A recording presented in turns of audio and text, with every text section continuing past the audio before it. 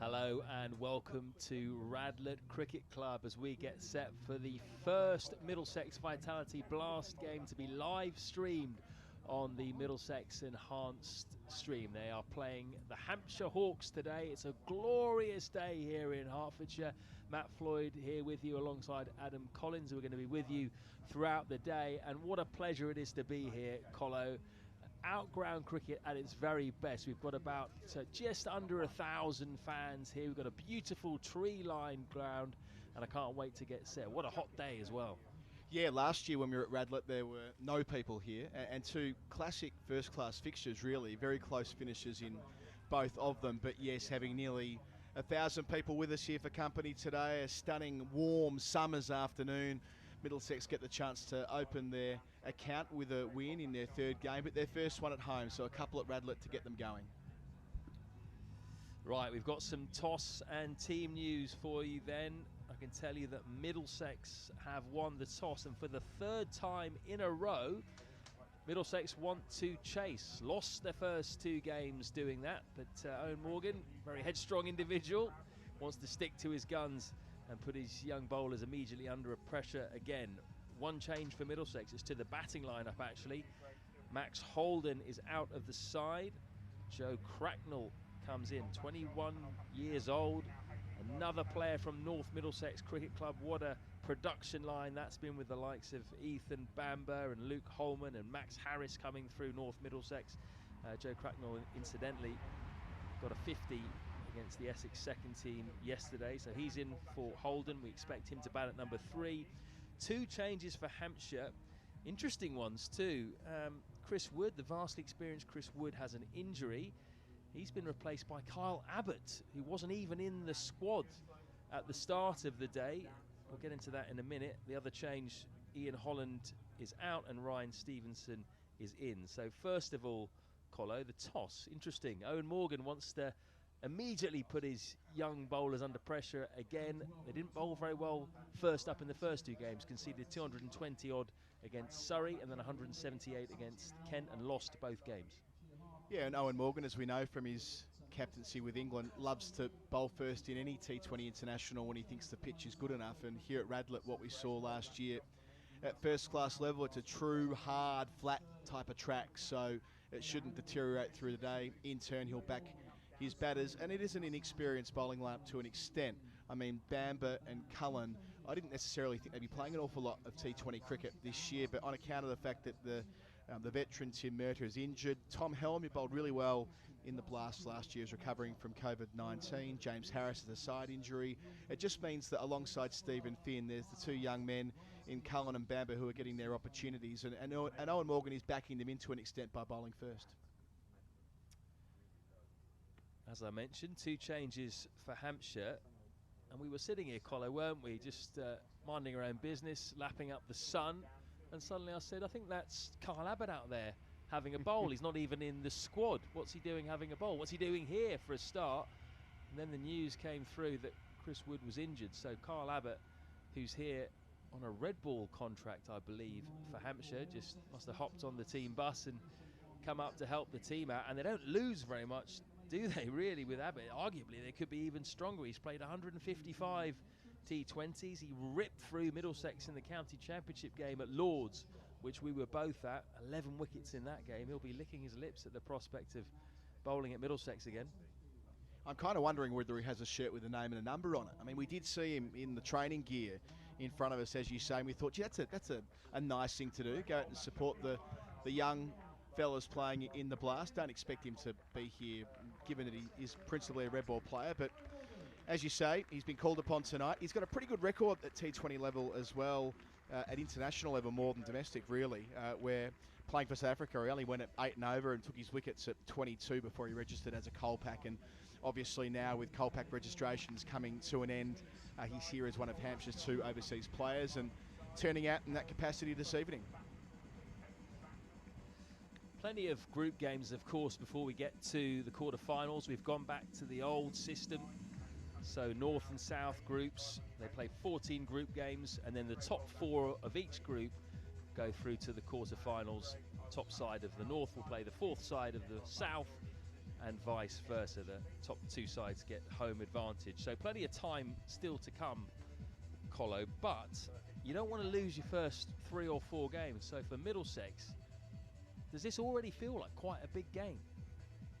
Yeah, and I think the added impetus of it being the first home fixture of the season, players all now there out on the field, arriving to the dulcet tones of Darude and Sandstorm. It's going to be Ethan Bamber bowling the first over of the innings by the looks of things.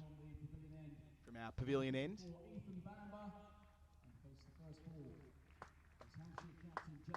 James Vince, England international, readies himself to face the first ball. Out there alongside Darcy Short, who's an excitement machine from Western Australia.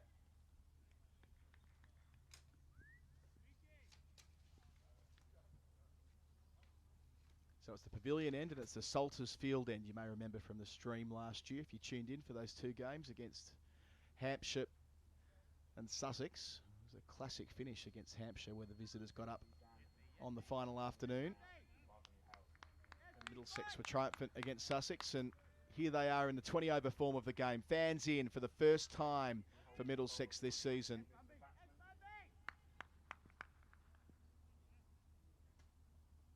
And Bamber's away.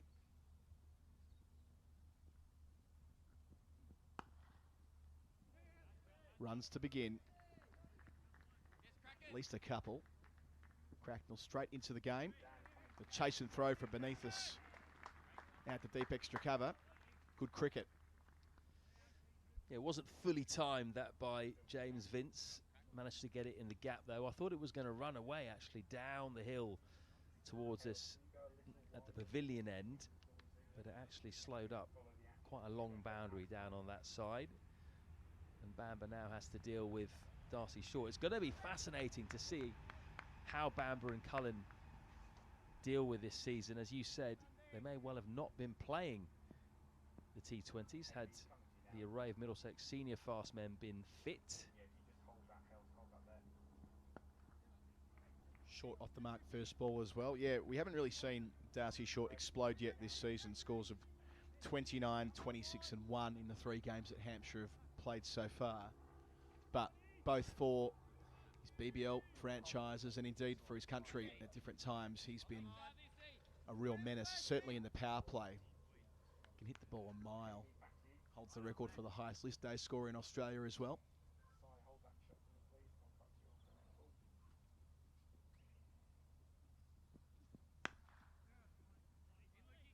Doesn't quite time that, Vince.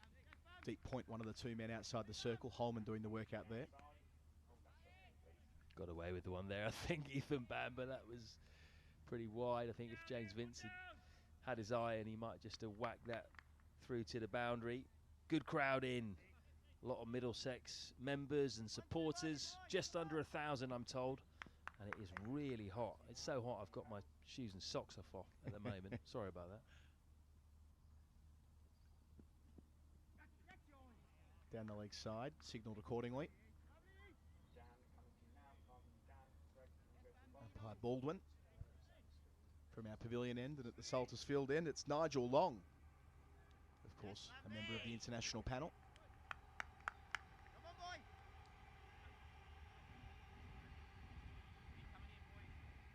The last time I saw umpire Long was after the sandpaper farrago in South Africa a few years ago. Yeah. I thought you Australians didn't mention that anymore. Short, more runs off the hip.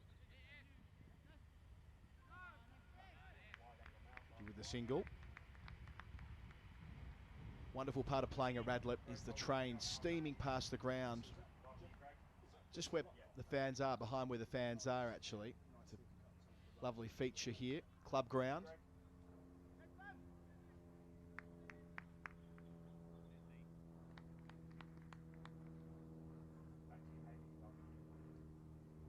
Watching on politely so far.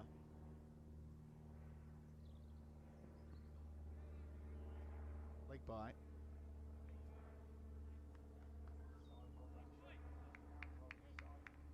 So Middlesex back in their pink kit today. If you were watching the Surrey game at Lord's, the first game of the season. They were playing in green, although for some reason Owen Morgan came out and batted in pink. I wasn't quite sure about that. I'm told he had his green jersey on underneath, but his pink pullover over the top. Must like pink.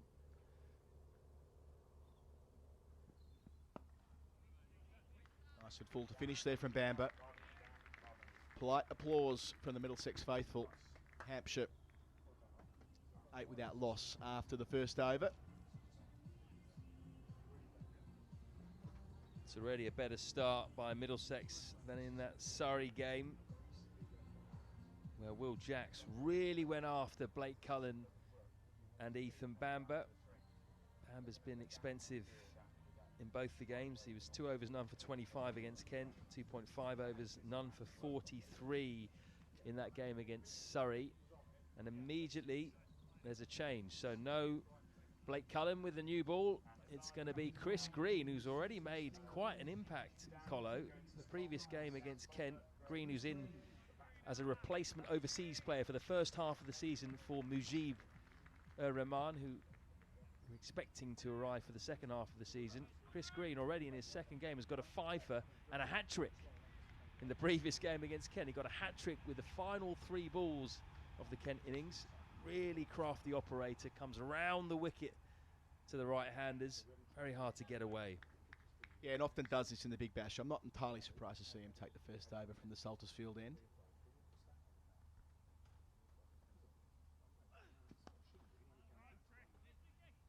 Vince on the whip. So Hampshire so far this season were beaten by Kent and Sussex, but they defeated Essex in the middle of those 2 games.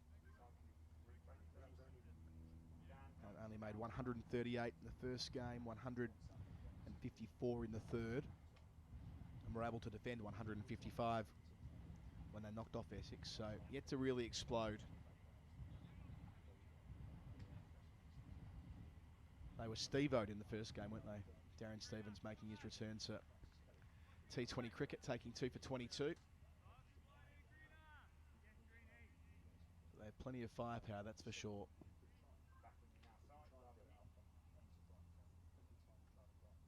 So it's Australian to Australian, Green to short. Makes room over the top, have that. That's super timing. At one point, I thought he'd picked the wrong man there. Tallest man on the field, Stephen Finn at mid-off. He almost managed to get up off the ground and get to that ball. But that was a good option from Darcy Short. Maybe he's got the secret to how you play Chris Green. The other 2 sides he's faced so far, Surrey and Kent, have struggled, particularly the right-handers. Bowls very quick. He can nail a Yorker almost like a fast bowler. That one wasn't quite in the slot for him. It was in Darcy Short's slot, though, that's for sure. Did that premeditated move, and for the first time tonight, I'm sure it won't be the last, the ball has had to be retrieved from the Saltersfield. It sometimes takes a little bit of time. You'll get used to that watching cricket here, Floydie, at Radlett. Once you're over that hedge, it can take some looking for. Likewise, on the western side of the ground, where your car's parked, I should say, Floydie. Gets over there, you could be in a bit of strife. Not a massive boundary in that direction today.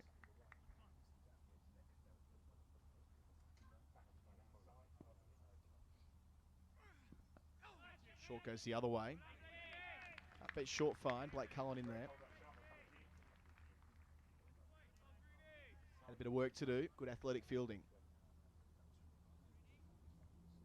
So what's interesting here with Green to the right-hander is that he comes around the wicket, generally hangs it outside off stump, but he's got his 2 men out on the leg side. He's got a deep mid-wicket and a long on.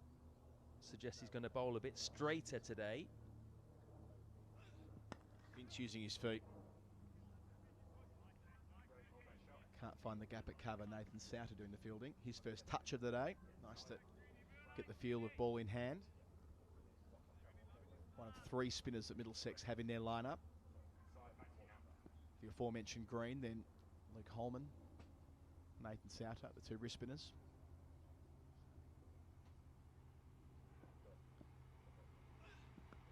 On the lap, Again, can't beat rather Cullen. Just hung in the air a bit there. Didn't quite get the timing or placement right. Short, premeditated shot.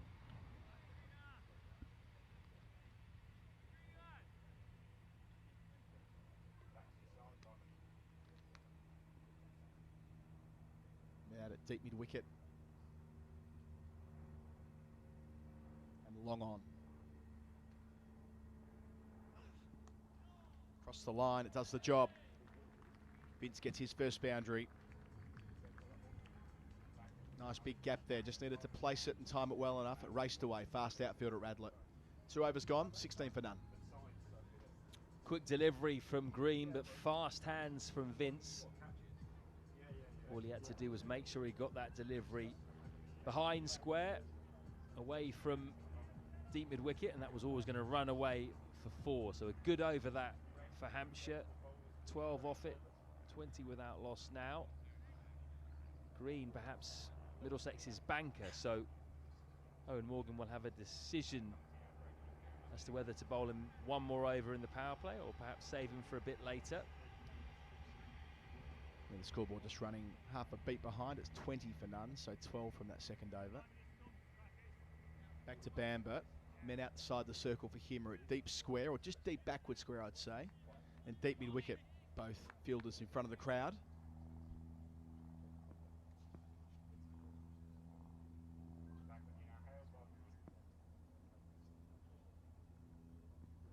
Using his feet again, short, around the corner, off the front foot. That's gone all the way for 6. The first big one of the night. Not a big boundary and no fielder in that general direction. Just needed to clear short fine for it to be safe.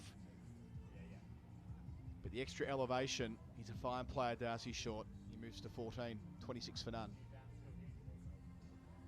Could be another lost ball, a ball that they have to spend a couple of minutes finding.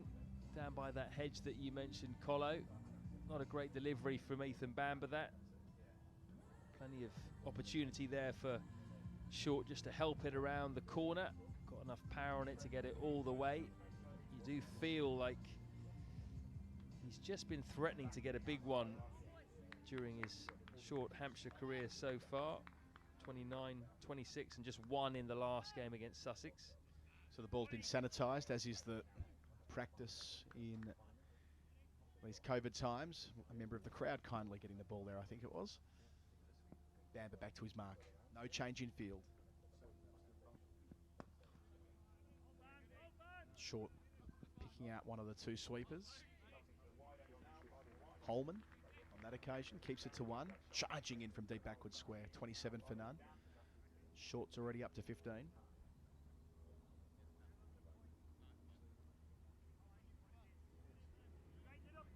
Charm of the outground, a fraction smaller, quick outfields, flat tracks.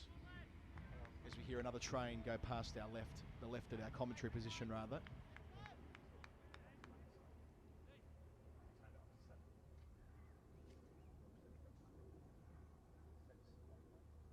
Sterling into a catching cover. And that's where Vince is going, slapping it through the cover region for 4 more.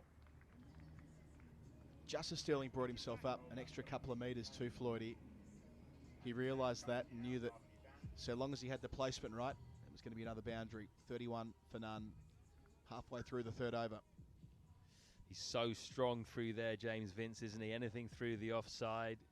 Beautiful timer of the ball. Hits the ball hard when you come and watch him live. Still in very good T20 form, actually. He had an excellent Big Bash League with the Sydney Thunder. Came good in the semi-final and final, didn't he? Match-winning innings. In demand in franchise cricket in general around the world. Straight and 4 more. That's his best shot, the drive. On that occasion, down the ground rather than through extra cover, but the result's the same. Top start from the visitors. They're 35 without loss in the 3rd over.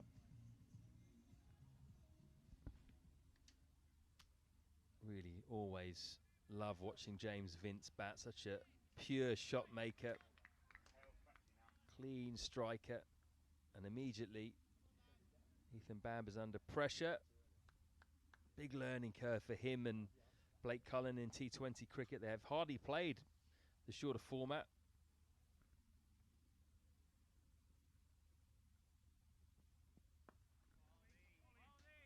Just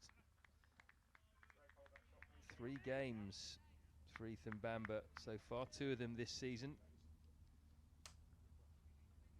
Blake Cullen made his T20 debut in front of a big crowd at Lord's against Surrey with the Sky cameras there.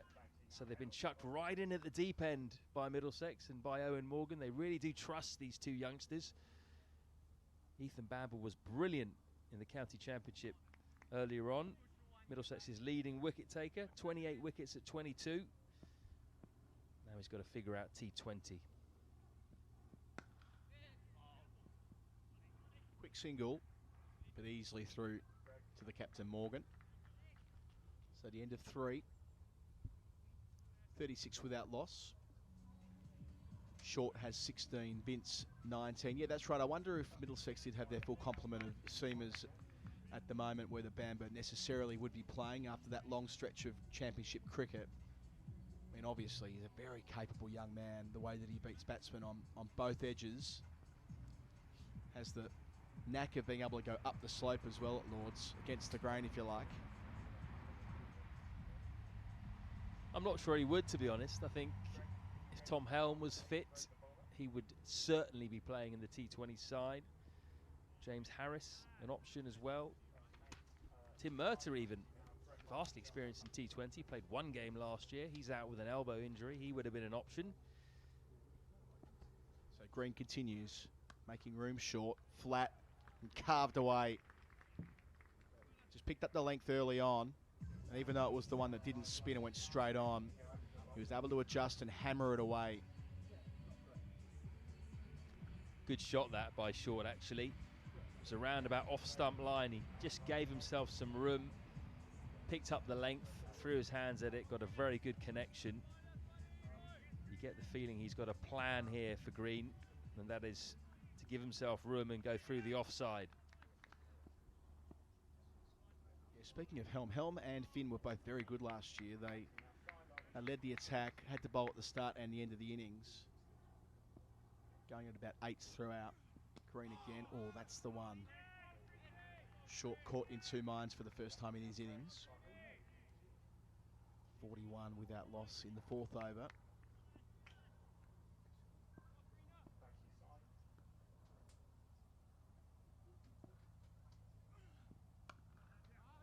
Too short. Helped by a misfield. 4 more. Big groan from the partisan crowd here at Radlett. Luke Holman making the mistake there. Just a bit of an awkward bounce for him, I guess. Skipped off the turf. Didn't judge it very well. It was a slower one from Chris Green. But again, just a bit too short. I don't think he'll be too happy with his start so far. He has very high standards. He's known for his economical bowling. So a long on, deep wicket, latitude outside the off stump.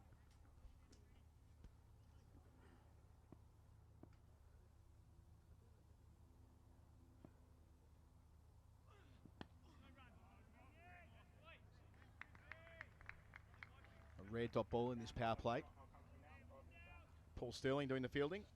Back in town, back in Middlesex colours. Of course, such a long and distinguished career at the club before. It's going to be 4 more. 6 on that occasion. Got the elevation.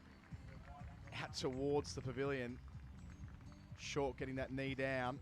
Taking on Green. They bring up their 50. He's almost toying with Green here, Darcy Short. Back away and hitting him through the offside a couple of times. That time he went across his stumps, helped him around the leg side. He's really powerful, isn't he? That one heading down towards the pavilion.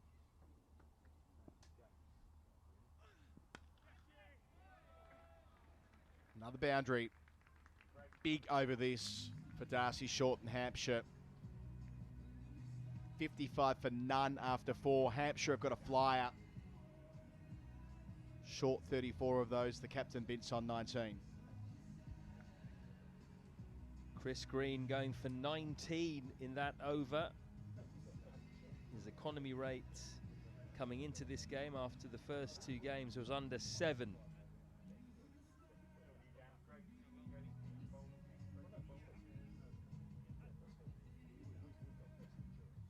That is in terms of his overall career.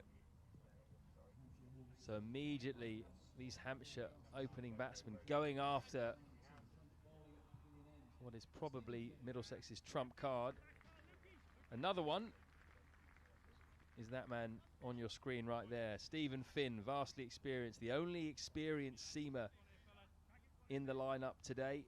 Captained a bit last year in the absence of Owen Morgan, and he's been called upon during the power play, which doesn't always happen. Sometimes he's used in the middle overs and at the death. He did a good job calling the shots last year as Captain Finn. Needs a breakthrough though. Off the body, was there an inside edge or a glove?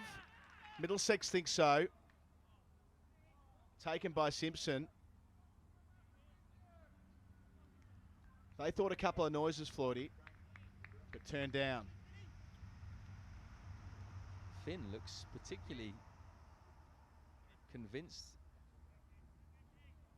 Big appeal from all around the wicket, really. A couple of murmurs from the fans as well. A couple of them not repeatable. Did you hear the second noise? I did, but I wasn't sure whether it was glove or thigh pad. Vince out towards us. 4 runs. Right over the top of our commentary gazebo, you could call it here. Had to beat Owen Morgan on the edge of the circle. Took him on, struck it well though, James Vince. He moves to 23. That's his 4th boundary. Hampshire 59 without loss. We've still got plenty of balls left in his power play too. Almost a spectacular catch by the England captain there. He got a great view of that straight down the line. Flung himself on that delivery, but it was too cleanly struck by Vince.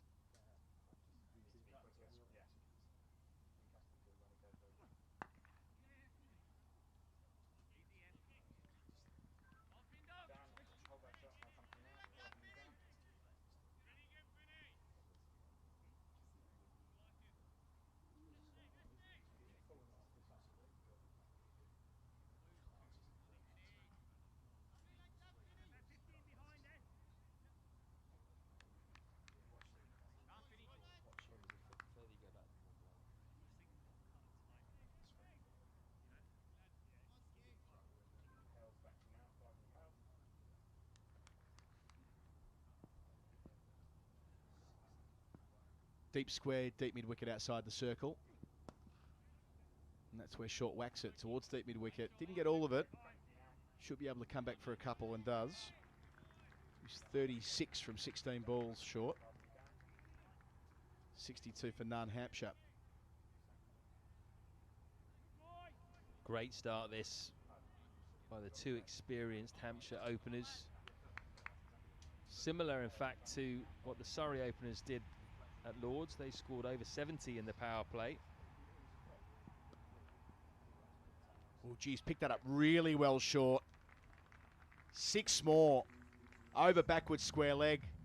There's a fielder out that way, so with some risk, but he's striking it so well, backing that shot. Perfect contact. 68 for none. Short's already into the 40s. We're still in the 5th over. Just a lovely pick-up that, wasn't it? Hardly moved his feet. Almost like a Rishabh Pant shot. Picked it up straight into the crowd. Put down, I should say.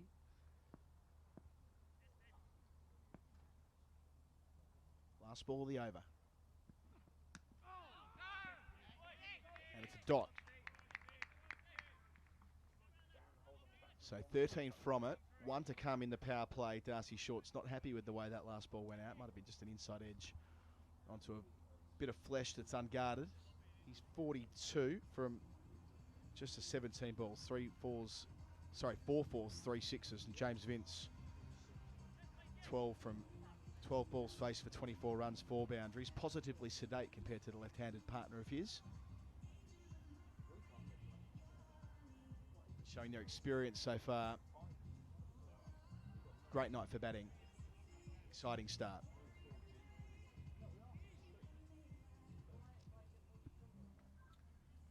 Blake Cullen gets his chance now, replacing Chris Green.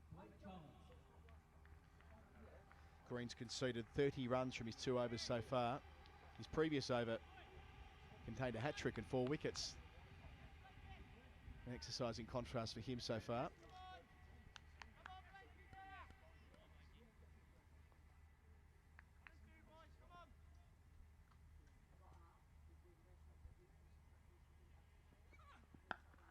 Cullen short to begin. Well bowled. Bit of extra pace, Floydie. Yeah, he noticeably bowled pretty quick at Lords against Surrey. Got up to mid-80s. Really grunting as he's delivering the delivery. Just putting everything into it. Came back nicely as well against Kent. Picked up a couple of wickets in the power play, both openers. Deep point, deep square leg outside the circle. Just one to mid-wicket there, though. Eskenazi doing the fielding. Yeah, he had a tough debut, it's got to be said, the 19-year-old.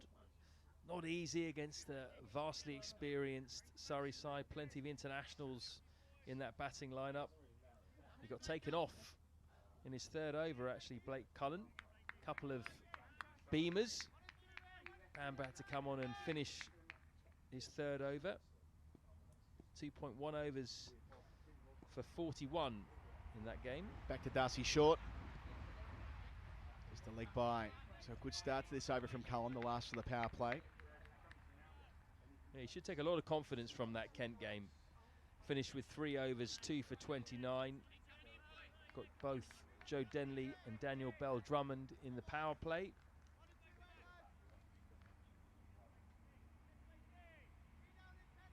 Really has been a baptism of fire. They will learn a lot, Ethan Bamber and Blake Cullen, from this season. That's for sure.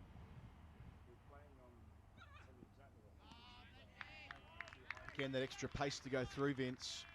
Cutting too close to his body, recognised by the crowd.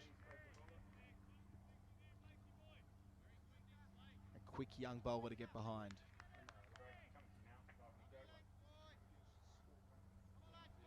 He made his first-class debut here, actually, last year against Sussex. And he's been promising this year in his 2 first-class games against Surrey and Hampshire. 5 wickets. Again, past the outside edge of James Vince, this time with the shorter delivery. Vince again trying to place it over Sterling inside the circle at 3rd man, but no contact made. Noticeable that Cullen's plan immediately is to bowl the ball into the pitch. It's working so far. Anything up was just going earlier on in this innings. Maybe banging it in is the way to go. Shot to finish, albeit for 1. So a very good over from Middlesex to finish the power play. Just 3 from it from Blake Cullen. 71 is the score at the end of the power play. Woodstock Cricket, home of the finest handmade cricket bats and soft goods. Visit either our showroom or workshop and experience the magic for yourselves. For booking,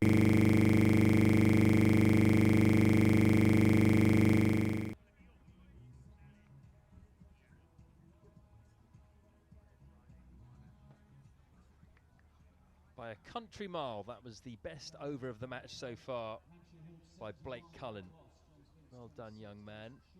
Still, though, 12 and over almost Hampshire are going at. Middlesex really need a good 5 or 6 over period now. Need a wicket, really. That's the best way to slow teams down. Get the breakthrough, get a new man in, build up some dots on him. So the field spread. Finn again. Nicely played by Vince down to 3rd man.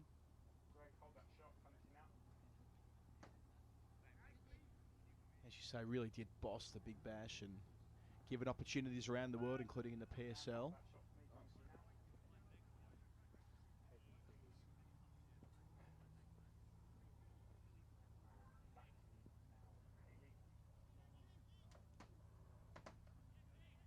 Yeah, the Big Bash almost was a culmination of his form over the years, wasn't it? He was fantastic in the final 2 games. I think he was man of the match in the final, actually, wasn't he?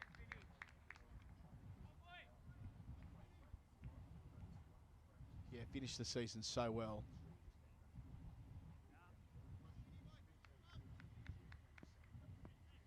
Interesting career, James Vince, in many respects. Oh, that's good from Finn. Running his fingers down the seam. Short was playing for a bit of extra pace, but it wasn't there and went past the outside edge. So we've seen Cullen bowl it into the pitch in his set, and Finn now following suit. Yeah, maybe the young man leading the way.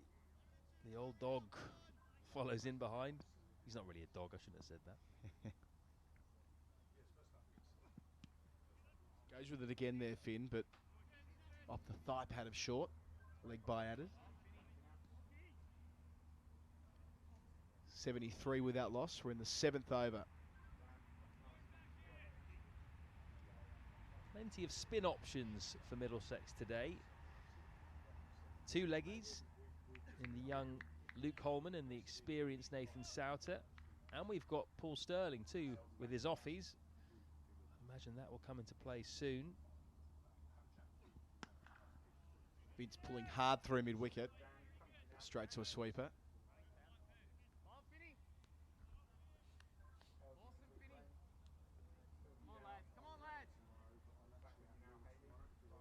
Cracknell doing the work out there. Into the team today, the one change for Middlesex. Max Holden missing out. Joe Cracknell, part of the North Middlesex Massive, into the 11.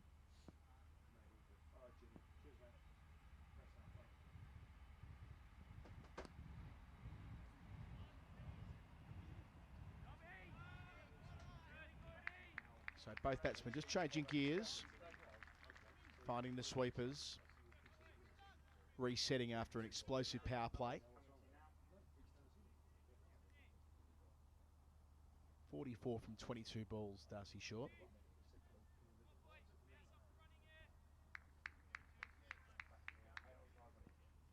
Only one man in the ring on the leg side, that is Short fine leg.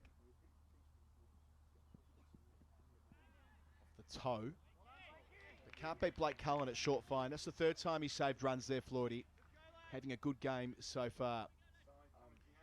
75 for none after 7. But Cullen, after being important in the final over of the power play, conceding just 3 runs, but on 3 occasions he saved what would have otherwise been boundaries.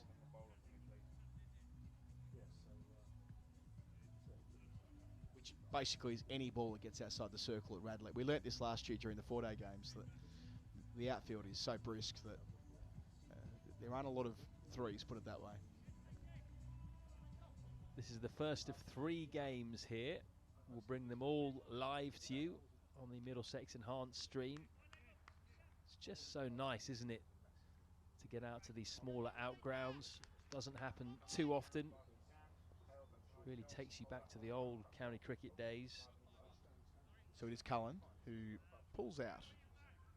Yeah, Middlesex are blessed with some wonderful outgrounds. We're at Merchant Taylor School for the next championship game in July against Leicestershire. I remember playing there when I was an under 11 or something like that in a school game. Definitely wasn't expecting that to become a first-class ground. It's on the pull. They should get a couple, and they do. What a good diving stop. Eskenazi had a fantastic blast last year. He and Holman patrolling the boundary in front of the crowd, getting plenty of support, I'm sure.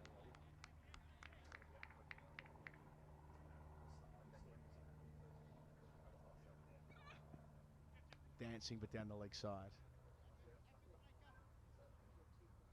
Yeah, all the crowd pretty much on one side of the ground. We've got a few at the far end who are slightly raised just by the sight screen, but then most of them are out to the leg side where James Vince is hitting, down towards the train line. And I see some on the offside too. We'll come back to that. Vince in the air, chance to Eskenazi, and taken. I needed that, and it's by Blake Cullen, who's impressing here this afternoon at Radlett. Vince falls for 31. Hampshire lose their first wicket on 79. Really good bowling by the young man. He's had a plan as soon as he came into the attack. He's banged it in short. He's bowled with pace, and that has come off. That's the longer boundary out there to James Vince's leg side. Blake Cullen knew that. He knew that if Vince didn't get all of that, he had a chance of picking up a wicket. And as it was, that's exactly what happened. Comfortable catch for Eskenazi. Middlesex really needed that breakthrough. 31 off just 22 balls for Vince. Just in the 8th over, and Hampshire almost up to 80, 79 without loss. The new batsman is Joe Weatherly, a player who likes this ground, Colo. Played a brilliant game, didn't he, in the 4-dayer that you were at last year. Fantastic run chase by Hampshire, but he had a day out, both innings. He barely left the field across 4 days, nearly carried his bat in the first innings and batted all the way through the 4th innings chase to get Hampshire over the line, just alongside Keith Barker. He started well in the blast as well. 37, 42 and 14 his score so far this season.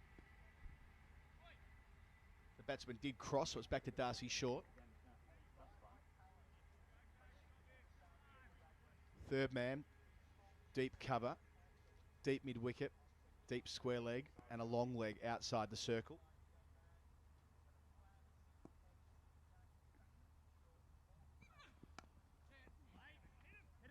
Hit him's the call. Eskenazi racing in. Had the throw bin on target. Weatherly probably would have been fine, but I'm sure they would have appealed.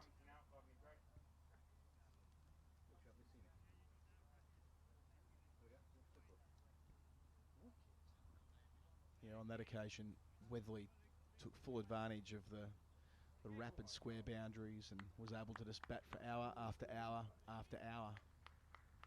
Really hot midsummer weekend it was as well. We were on the other side of the ground out at deep mid-wicket. We watched many a ball come to our direction across the course of the 4 days via Weatherly's blade. Doesn't get off the mark here. Wants a quick single, sent back astutely by Darcy Short. Owen Morgan could have just about run up and knocked the bails off after collecting it at cover. So it stays 80 for 1. Just might be a slight change in momentum here, courtesy of Blake Cullen. All of a sudden, the Middlesex infielders are on their toes, cutting off the singles. Another dot ball.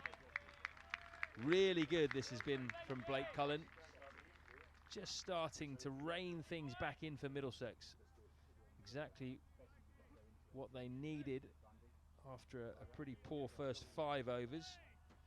Cullen's first over went for just 3. He's picked up the first wicket in his second over.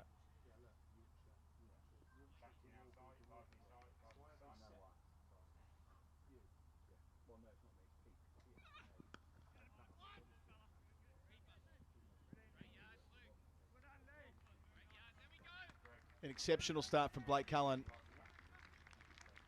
Just 5 runs and the wicket coming from his second over. He has 1 for 7 from his 2. 81 for 1 the score here at Radlett after 8 overs. Hampshire, after being sent in, have got off to a flyer, adding 71 runs in the power play, but Middlesex is dragging it back a little bit in the last 2 overs. And now getting a look at a new man, Joe Weatherly.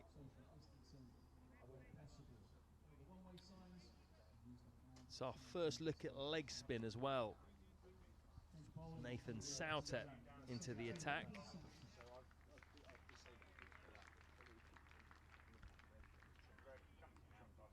None for 39 against Kent. 3 for 40 against Surrey in his 2 games, so he's been expensive. But he did pick up wickets in that first game. One of them a fantastic in-swinging arm ball to get rid of Jason Roy. Bowled him neck and crop, leg stump. He'll give it a rip. Not from there he won't, halfway down the track, but Weatherly's happy taking the single to deep mid-wicket. 82 for 1.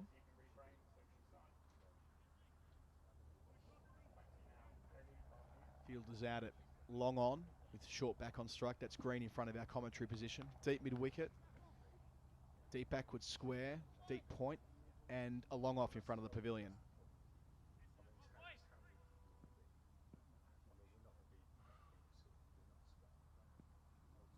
Short. And short can't put it away. Should have done better with that. Half tracker.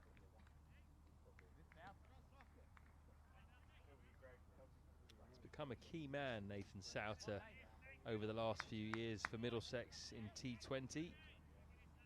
For a while he was the only spinner. Now he's got a bit of help. Better length. Weatherly dancing but having to play conservatively out to Stephen Finn. Doing the work on the mid-wicket rope. Yeah, Souter won himself a 100 contract with the Oval Invincibles. Going to the other side, isn't he? Yes. Why didn't the Spirit sign him? There'll be a bit of that, won't there? We saw it in the Kia Super League with the Women's T20 comp over a number of years. Next delivery isn't put away by Short, despite being just outside his leg stump. Didn't get enough on it. They take 1, 85 for 1. Yeah, London Spirit head coach. He's a leg spinner, of course. Warney. Didn't fancy Souter for some reason. John Simpson as well has a contract in the 100. He's playing for the Northern Superchargers. And one of 5 Middlesex players. Warney's got another member of the Middlesex team with him, doesn't he? Oh, there's the flatter one. Good bowling there from Souter. That's what makes him such an effective T20 bowler. Overthrows from the non-striker stumps. Green does the tidying up. But better from Souter. That's the one, isn't it? His top spinner that goes straight on towards leg stump. That is the one that got Jason Roy. Beautiful delivery, that one. It actually swung in. I guess you'd call it a slider, perhaps. But it moved a long way. Roy tried to hit him through the offside. Completely undone.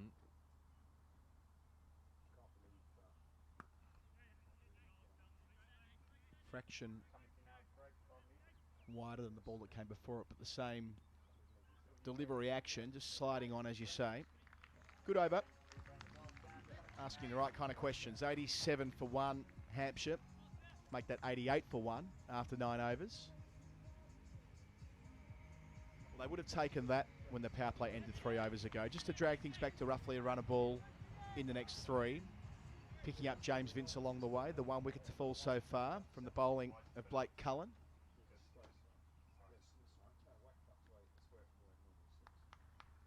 Will continue from the Salters Field end.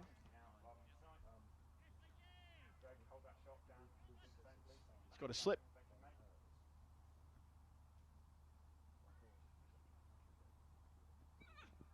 Top edge from Weatherly, down towards us, it'll go the journey. Not far away at all from taking out our production team. 6 runs off the top edge, so he wins the error. But small boundary, and small enough. Those big bats, goes the whole way. That's the first boundary as well for Joe Weatherly. He's on 12, Hampshire, 94 for 1. He's quite a well-built lad, Ethan Bamber. There's your horrible yellow shirt there, Colo. Sorry about that, viewers. Solid lad, Ethan Bamber. And he almost came through the advertising hoardings and into our small little tent. That would have been most unwelcome. I reckon we'll get one by the end of the night. We're in fantastic position. Cullen bowls and Weatherly takes one out to deep point, 95 for 1. Yeah, we're in prime position here at, well, long on for Darcy Short when he's batting at the Salters Field end, for example. Would you fancy yourself? If it comes our way, are you going to stick your hands out? Catching was never my strength, mate. Any kind of fielding, to be honest. Throwing, catching, running after a ball. But it makes for a good moment. I mean, you've got a better chance of snaffling it than I do, I reckon. You only retired last year. Short can't get this away. Another train whizzes past to our left.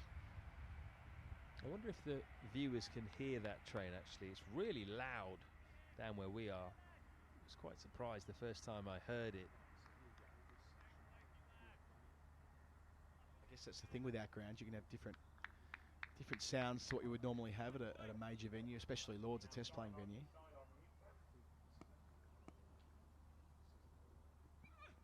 Short, knee up, out towards deep backward square. But Cracknell does the fielding. No doubt he was going to haul that in. Very confident, running with purpose to where he needed to be. 97 for 1. So you see those fans there, Colo, just at the far end. I think that's what Steve Fletcher, head of communications at Middlesex, said was the grandstand. They're slightly raised, 12 inches or so. I like it. Big, high. No one in that exact gap, which means it'll bounce and go just over the rope. No, it's cleared the rope. So a fine leg, a deep square, but no one at deep mid-wicket. So Weatherly gets his second big one of the over, and in doing so, Hampshire past 100. Much better strike, that one in front of square from Weatherly. He was done the previous 6. Top edge down to fine leg. Pick the gap there though. Looks like he wants to get on with it. Keeps banging it in short, doesn't he? It's generally working. On a bigger ground, you may have had Weatherly caught at fine leg as well. It worked with the wicket, and we're halfway through the innings. 103 for 1 are Hampshire. Means we can just take stock briefly. It was a harrowing start, wasn't it, for Middlesex? Colo, 68 off the first 5. But the last 5, if my maths are correct, have gone for 35. Yeah, and you consider neither of the Weatherly 6s were convincing strokes. The top edge and then the second of those was high on the bat, hung in the air for a long time. Would have been taken had there been a man stationed at deep mid-wicket. So that's a fraction generous to the visitors. So Souter to continue his second over.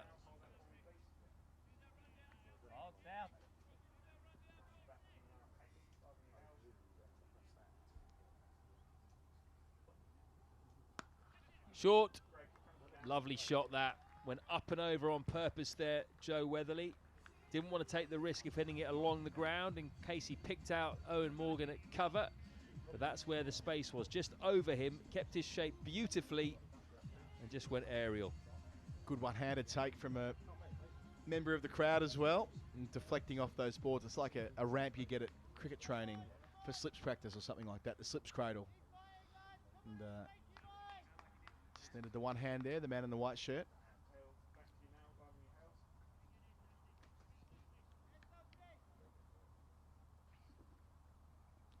Down the track this time, Weatherly. Plenty of protection out on the leg side. You've got 3 men out on the boundary on the leg side to Weatherly. The left-hander on strike now. Hitting to the longer boundary on his leg side with a long on deep mid-wicket and a deep backward square leg. Will Darcy Short take it on? Yes, he will. And he's picked out the man at deep square leg. Stephen Eskenazi coming round to his right, takes a good low catch. And that's a good bit of bowling as well by Nathan Souter. He forced Darcy Short to go to the long boundary, and he didn't quite get enough on it. Well, after getting into the 40s in the space of 4.5 overs, Short was just dried up there, principally by Cullen, but then latterly by Souter. And he's taken on that boundary, as you say, Floydie, trying to go back to what served him well in the power play. Holding out, second good chance taken by Stevie Eskenazi, running in off the rope at deep mid-wicket. And Middlesex are dragging this back nicely, 108 for 2.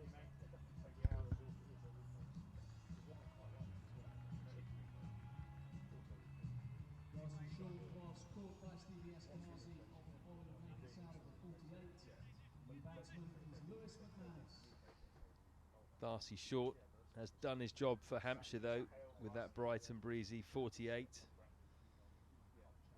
Slight change to the batting lineup for Hampshire.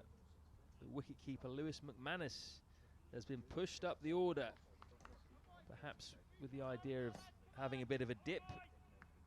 Tom Alsop, Liam Dawson still to come, James Fuller.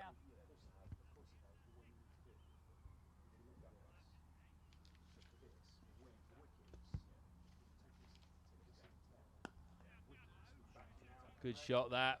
Lovely shot through the offside from Weatherly. He looks in really good touch here. That was classical all along the ground. He's moved swiftly onto 25. Yeah, a reminder that no matter what format of game, if you can lace a cover drive into the gap, it does the trick. Tries to go the other way. This time we get the big slog sweep out. Slightly too full, I think, that one, to play that particular shot. And that is the over. Another breakthrough for Middlesex. 113 for 2 after 11. Hampshire still going at 10 and over. So from here, with plenty of wickets in hand, I'm sure they'll be eyeing up a target of 200 plus. I suppose when you have a power play like that, especially if there's 5 overs like that, you're thinking, well, 200 at a minimum, but especially you look at the conditions here today, perfect for batting, but yeah, a couple of wickets, some frugal overs there, especially from the youngster Blake Cullen, and Luke Holman, the second of the 3, well, the second leg spinner, but the third spinner used so far. He gets his chance. He's played a couple of games in the championship, 3 games in the championship so far this season.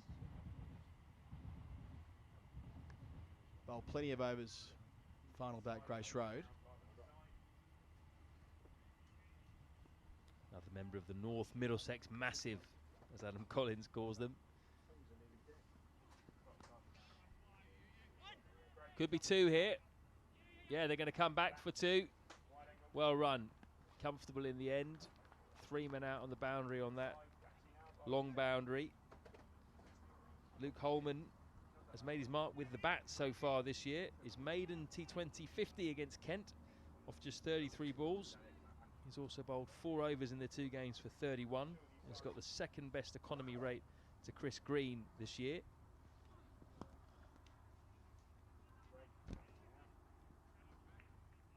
Certainly one of the most talented youngsters on Middlesex's books, not just in white ball cricket. Yeah, and he made a bit of a name for himself last year in the Blast, wasn't it? Got his first opportunity, played 7 games, took 9 wickets at an average of 18 and went at just 6.5 and over. So that was what got him going as a professional cricketer. Got his first opportunity to play in the championship this year against Surrey at Lords. So developing nicely.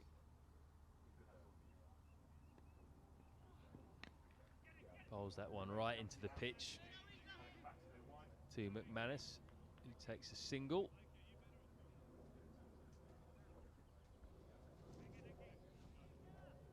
It will be interesting to see how Holman's career develops, whether he becomes more of a batting all-rounder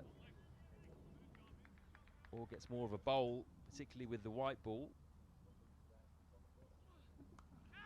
Slog sweep, and that's going to sail over the head of the man at deep square leg. Really good connection that from Joe Weatherly. It's a 3rd maximum for him.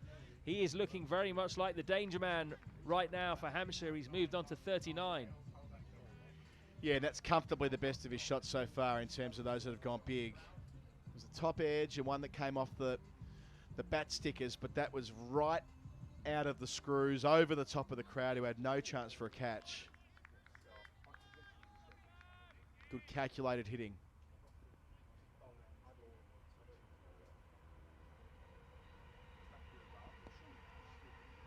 Could be 2 if they run quick here. No. Sensible in the end. That was too close to Chris Green. He perhaps was on his toes, anticipating that might happen. Bit of food going through the shot there. Looked like a nice pie, that. Yeah, what a great night for it.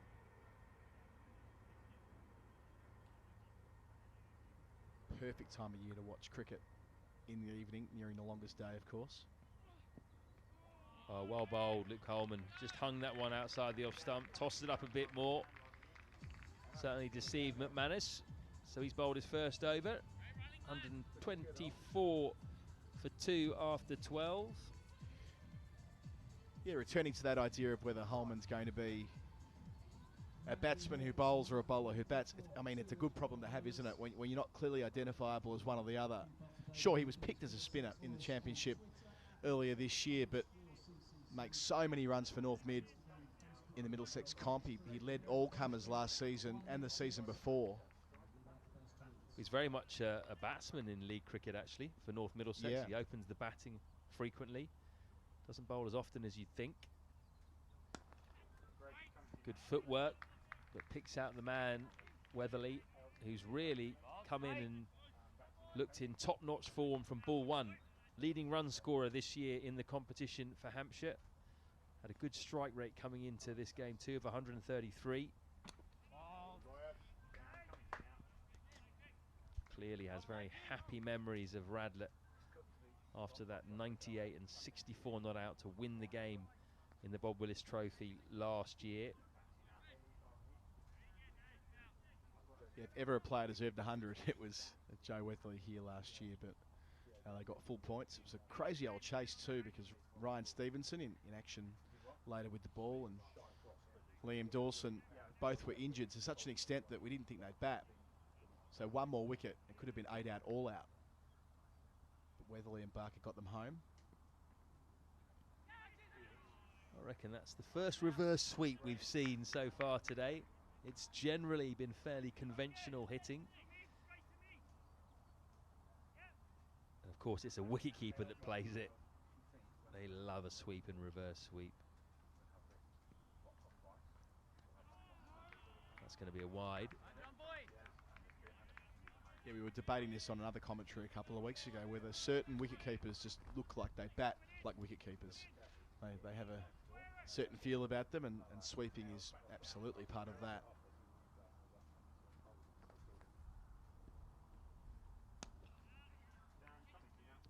Skewed off a thick inside edge, just going to be one. So McManus struggling a little bit, actually. He's just got 2 so far. I presume he was sent in early to try and up the ante. Hasn't managed to do that during his brief innings. Weatherly's been the man to continue this fantastic run rate. Oh, that might be over though, because that's a big top edge. And that is a simple catch for the 19-year-old Blake Cullen. Nathan Souter picks up his 2nd wicket of the game. It's another batsman to coming to the slog sweep, and that could well be a big one for Middlesex. Weatherly gone for 41. So Vince, Short and Weatherly, just when the 3 of them looked like they were right on top, they've fallen caught in the deep. In that case, as you say, the top edge, Weatherly had swept well earlier in the over, in the previous over I should say, but ends up bringing his demise, and in walks Liam Dawson. Perhaps the most accomplished of the Hampshire middle order, notwithstanding Vince, who of course is opening the innings, but after him it's Dawson in the engine room, such an experienced operator, both for Hampshire and England. Just been recalled to the England T20 side as well. Perhaps a slight surprise. He'll be involved in the Sri Lanka series, which starts in 8 days' time on the 23rd of June. Well, that's great news. That's really great news. It was at this ground last year.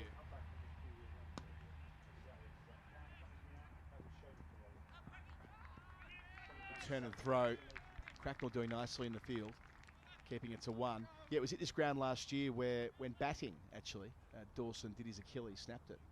There was about 15 minutes lost to the game as they were trying to carefully get him off the field, and he took no further part. But that was the end of his season. But also, he just spent the better part of 3 weeks in the bubble with England and didn't get to play at all. So essentially meant it was season over there and then, having not played as part of the extended England squad when Ireland were in town, down at the Rose Bowl.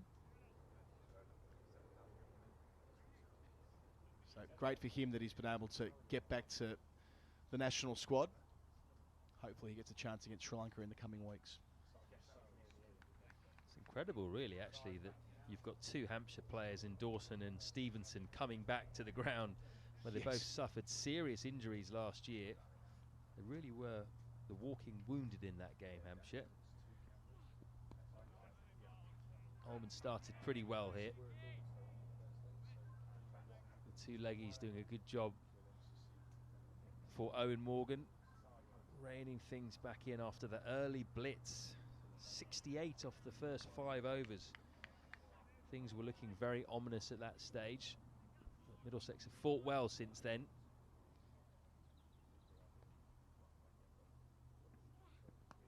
Oh, he goes for the big slog sweep again. This is going to be another chance. Tough one, this, perhaps. And Green has shelled it. Running in from deep mid-wicket. He did the hard work. He got there. Just perhaps didn't quite steady himself. Bit of a surprise, that. That should have been number 4. He did everything right there, Green. Good technique, sprinting it off the rope. Just steadying before getting into the dive, and maybe it was that loss of momentum. Could be 2. Dawson wants 2. McManus says no. So interesting, really, that it seems the batsman finding it quite hard to slog sweep the two leggies. Souter picking up 2 wickets to that shot. Holman should have had one there.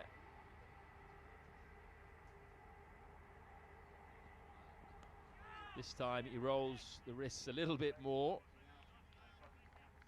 Just picks up the single to Blake Cullen.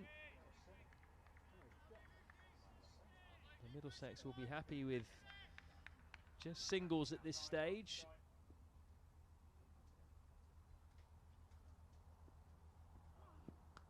This one is shorter and it's put away.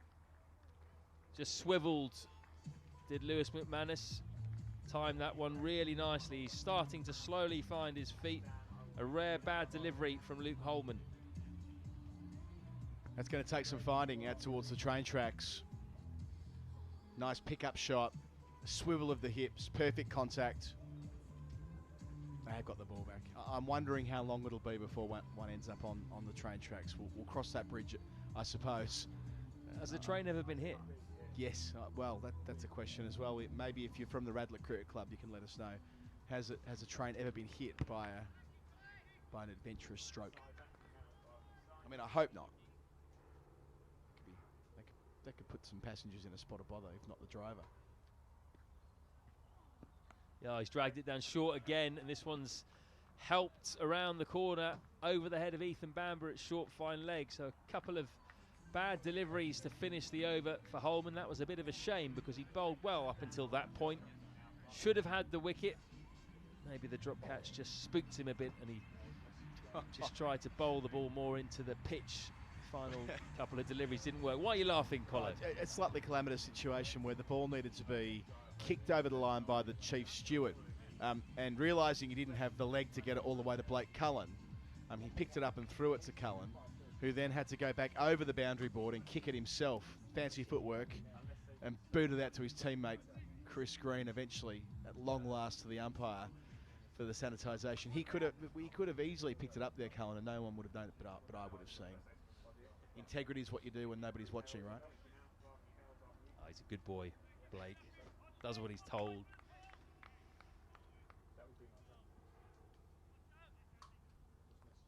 Souter's final over.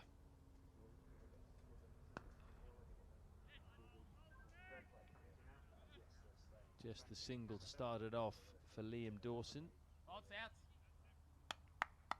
Noticeable, actually, that Nathan Souter doesn't get a whole load of bounce, does he? Short guy and just skids onto the batsman. Holman's a different kettle of fish. A lot taller. Got the top edge in the previous over. I think they'll push for 2 again. Yeah, they will. And they'll pick it up. Lewis McManus moving on to 17. Yeah, I like that there's room in T20 cricket for two types of leg spinners, those who try and rip it and turn it square, and those like Souter who attack the stumps. Run out chance. Bit of a mix-up between the two batsmen. Dawson sent back. Not a clean pick-up by Owen Morgan, who has his head in his hands. I think he fancied a run out there.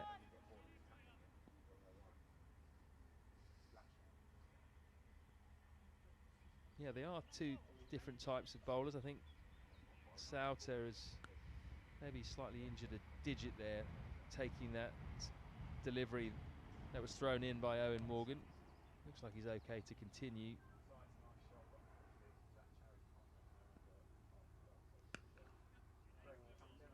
Again, this will just be a single. It's been a good over so far by the experienced leg spinner. And that's what you want, isn't it, Colo, in a T20 in particular? Is you don't want bowlers who are the same. You want bowlers who are different, who complement each other. Makes it a lot harder for the batsman.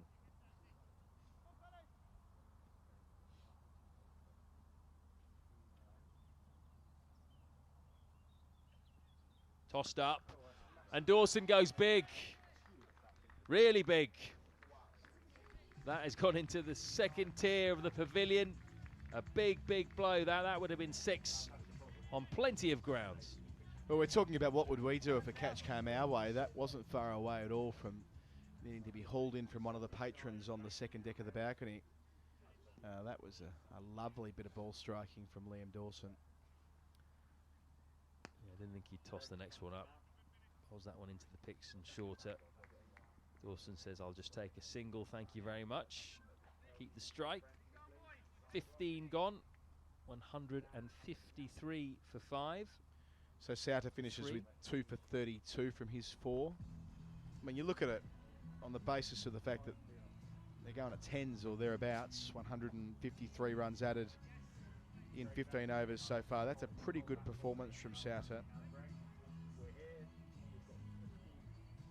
Just sullied somewhat by the gigantic Dawson 6 from his penultimate delivery, but collected Darcy Short for 48, then Joe Weatherly for 41. The two crucial wickets so far in this innings. So Stephen Finn's going to bowl the 16th over. We've got 5 left.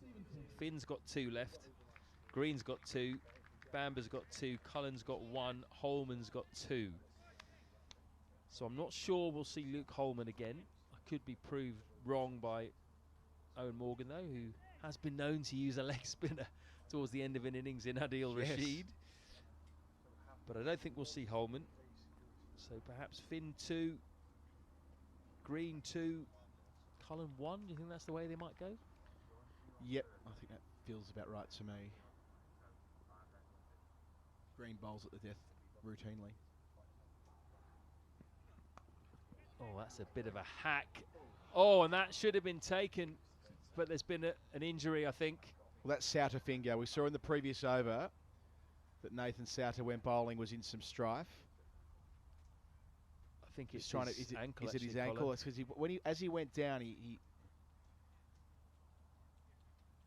thought it looked like he reached for his hand, but as you say, it's no, definitely his ankle, his right leg. The medical staff are immediately racing out to see what's happened here. I'll get the binoculars on it as well. So what happened there was the ball was hit out to Nathan Souter on the deep square leg boundary, flat and hard. He ran in to try and take the catch. Just ran in a bit too quickly. I think he lost sight of the ball perhaps. Maybe in the sun. And then he just went down. Looks like he's damaged his right leg. It could have been an ankle, could have been a knee. We're not quite sure. At the moment, the physio is out there working on it. It looks like it could well be ankle. Well, they're removing his boot first before they do anything else. So that would suggest that it's his ankle. I'm sure we'll have that confirmed shortly, but it does mean a break in play here at Radlett. We're not going to show you a close-up of that just yet because we're not quite sure of the severity of this injury. And just out of respect to Nathan Souter, who's still down and has got the physio having a look at his ankle right now. There's about 5 or 6 teammates around him now. Steve Finn's come over. John Simpson has come over and taken a knee. I think this is quite serious because the Middlesex players around him look quite stern, look quite disturbed by the situation. Well, they're just doing a few tests. They're rotating his ankle from side to side, so that's positive that they're able to move the foot from left to right. And indeed, he's back on his feet now. Great news, great news. He's back up now. He can walk freely. I must say, we did fear the worst when that happened. He went down very quickly. And thankfully now, he's able to hobble off of his own accord with the physio. We'll get a shot of him for you in a moment. You'll be able to see for yourselves.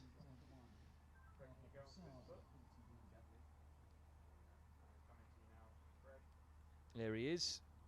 Shoe off. Like you. Yeah, well, I've got both off at the moment. It's very nice. Thankfully, I haven't done myself any damage, unlike Nathan Souter. Do hope that's not as bad as first feared. He won't, I'd imagine, take any more part in this innings fielding. He shouldn't do anyway. He's bowled his 4 overs. Substitute fielder is on at the moment. And Steve Finn will continue this 16th over.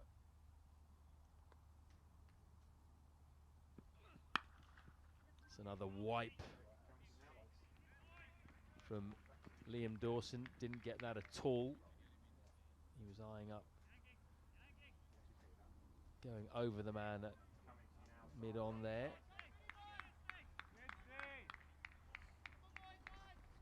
Yeah, Steve Finn, a bowler who's been charged with the responsibility of sending down overs in tough circumstances over a long period of time. That's a good connection, that, from Dawson. He goes straight. Again, doesn't quite get all of it. McManus rather on that occasion, but it does just dribble over the boundary for a 4. McManus was promoted up the order. Just making a little bit of room for himself, going leg side of the ball. As we see a lot in modern T20 cricket, picking his spot with mid-on up. Slower ball from Finn, wiped through the leg side by McManus. Could be back-to-back boundaries. It is. Decent effort on the boundary there by the Middlesex fielder. But unfortunately not able to rein it in. I think that's Luke Holman out there. Yep. Ball seems to have followed him a bit today, Holman. Yeah, it certainly has. I mean, he did plenty right there. Had loads of ground to cover in order to make a credible dive, and he did, but that's just really good batting from McManus. After making room the previous delivery, he went across his stumps and found the leg side gap. Short, quick, that from Finn, but too high. No. It's a no ball.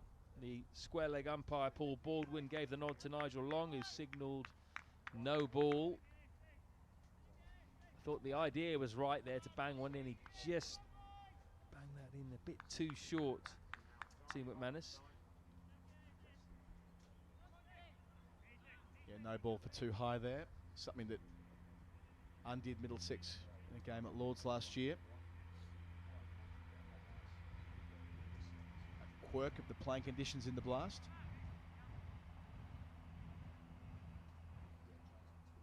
Field change. Ethan Bamber's come up to short fine leg from fine leg. Idon's gone out to long on.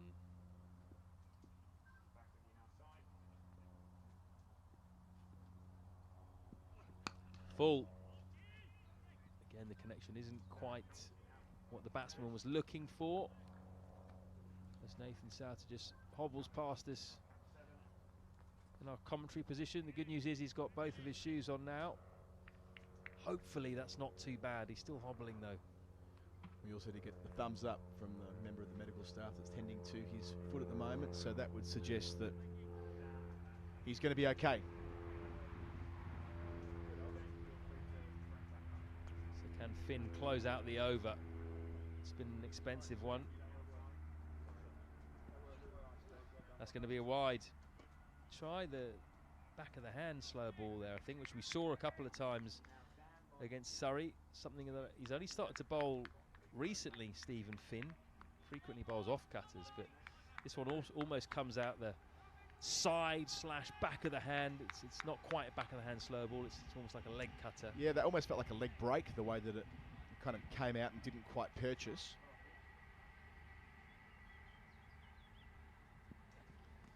Slow ball again. This time he deceives Liam Dawson. So finishes with a valuable dot. 16 gone, 168 for 3. That was a beauty to finish. That got well above the batsman's eye line before dropping suddenly. Is it a flight and guile from Stephen Finn? Never thought I'd see the day. Maybe he's got a future as a leggy. Okay, looks like we're going to have Chris Green. Very expensive first 2 overs for 30. Middlesex's overseas bowler. That was a bit of a shock to the system, really, with Darcy Short and James Vince really going after him, particularly Darcy Short. But he does like pressure situations. Very rare for an off-spinner, and he is, to all intents and purposes, a regulation off-spinner to want to bowl in the power play and then at the death. Yeah, it may as well be a different sport bowling now with fielders out compared to sending it down at Darcy Short early on with 2 outside the circle, power play, making room for himself. Green will feel, even though it is the death, he'll feel far more comfortable in these circumstances. As I said before, he's done this job plenty at domestic level in Australia and around the world for that matter.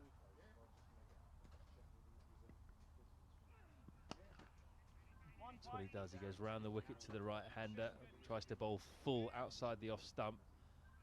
Got an interesting field here. Got 2 men on the offside behind square. There was another man at point as well, right on square. He's now moved to cover for the change in batsman. Now bowling at Liam Dawson.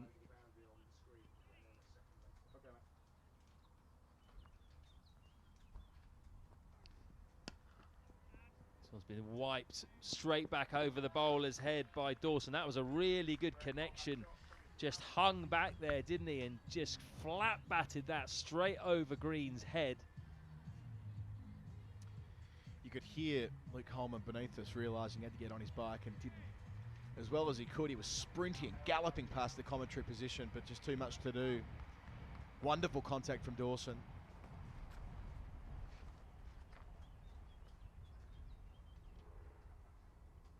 So again, the ball's getting sanitised. Well, that's what they're trying to arrange. I think that's what Paul Baldwin was signalling for. Peter Hanscom's just the club captain, Peter Hanscom, doing the work with the bib on. He's just run in front of us. Sanitising hands everywhere, Petey. And sanitised Luke Holman's hands for him. That service with a smile there, albeit with a mask. I'm sure he's smiling, Pete. You like to think so? Luke says we'd like to think so. I think he is. I think he's having a good time. No playing responsibilities, of course, at the moment in the Blast. Not one of the overseas players listed. Not at the moment, in any case. Of course, Pete Hanscom's been a very successful 2020 player over the years. Hangs that one outside off stump. Dawson goes up and over cover. Really good shot. Can Holman get round? No, he can't. That skips away down the hill. So Dawson's got a really good plan here for Chris Green. And the Middlesex overseas star has been really expensive. Some really good batting, isn't it?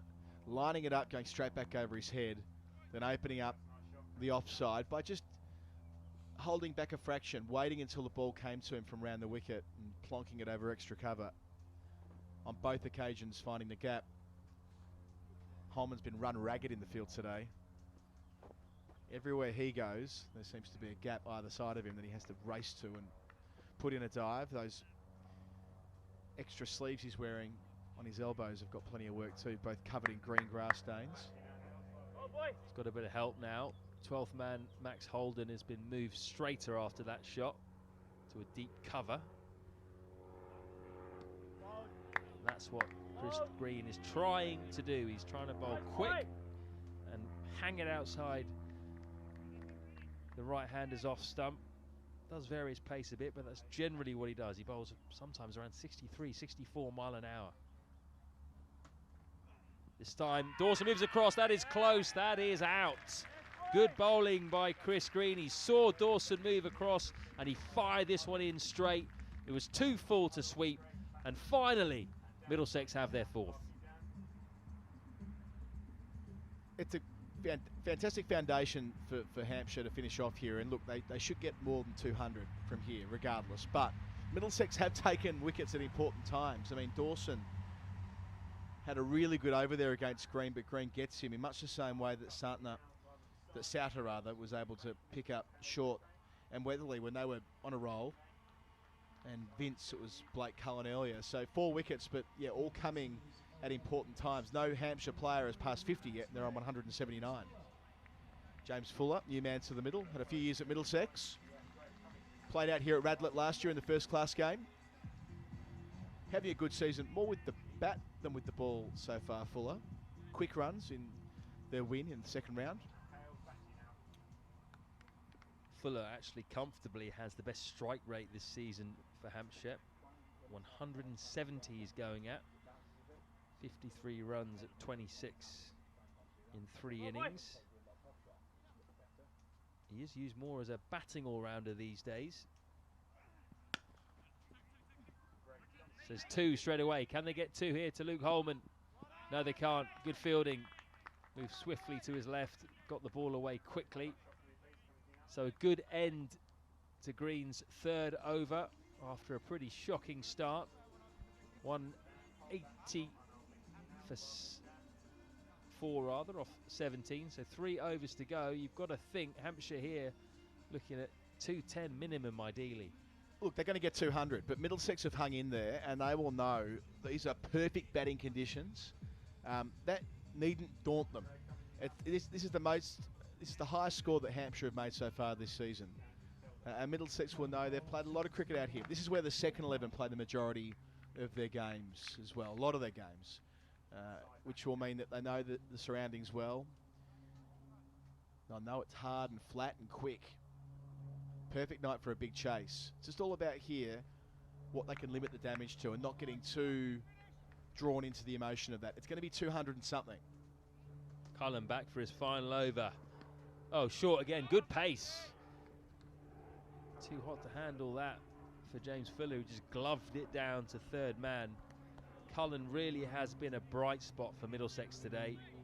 The game was running away from the home side when he came on to bowl his first over. 68 without loss after 5. He came on, bowled the last over of the power play for just 3.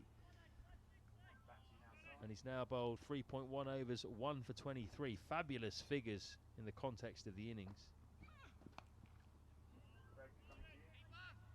Yeah, the way that he's been willing to bowl it into the track, I mean, very different to the way that he would send it down in 4-day cricket. Of course, he was a member of the England under-19s white ball World Cup squad a couple of years ago. So, of course, he knows what he's doing with the white ball, but a fairly chastening experience on television in round 1 when he was taken out of the attack for a couple of full tosses. That's Gee, a lovely shot. Super timing there. Really was, just off the back foot from the tall Fuller. Just stood up on his toes. Lovely square cut through the offside. And how about the dance moves? Across the stumps, back again. Yeah, a bit of premeditation perhaps in that, but if you can hit the ball that well and you can find the gap, that's talent. And whether that move across the stumps affected where Cullen ended up placing it, hard to know, but he went early and it paid dividends. Spent 3 seasons at Middlesex, James Fuller, 2016 to 18. Was Was more of a bowler in those days, it must be said. Oh, that's pace from Cullen. So twice in the over. He's really troubled Fuller with a short, quick delivery. The first one gloved down to third man. That one just fended away. Get away, he said, as that delivery came up towards his left shoulder. Nasty. Yeah, given his runs, that sounded fleshy to me. Maybe a little inside edge on the way through, but he's got wheels, Blake Cullen. Bowls from a nice height as well. Must be 6'4" in old money, thereabouts.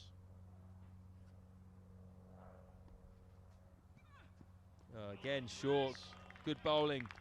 McManus didn't want a piece of that. Backed away, and then Cullen followed him. McManus almost got underneath it, didn't he? Just confident bowling too. If he doesn't land the first bouncer, he probably doesn't follow up with two more, but he's building in confidence through the spell, through the over.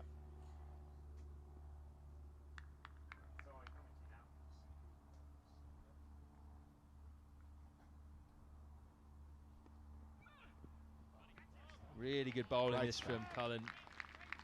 Really good pace. Fantastic spell that from the young man. He's shown real mettle to come back from his debut when he went for over 40 in 2.1 overs in front of a big crowd at Lord's. Got taken out of the attack after 2 beamers. He then bowled really well against Kent, picking up a couple of wickets, and even better today. 4 overs, 1 for 29. When Middlesex have gone at over 10 and over, he has been the pick. Yeah, he certainly has. Having to bowl in the power play, only 3 runs from the over he sent down when it was carnage. And given the wonderful batting conditions and given the fly that Hampshire got off to, 1 for 29 from 4 is a fantastic return. Growing his reputation yet again. Oh, Chris Green, in contrast to his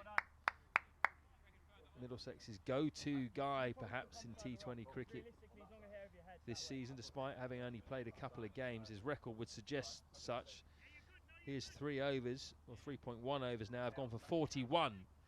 So that just shows you how difficult it has been against these Hampshire aggressive batsmen.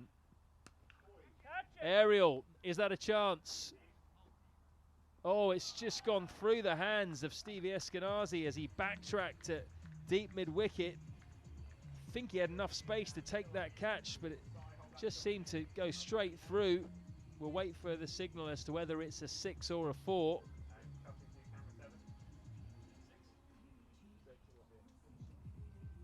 Given as a maximum.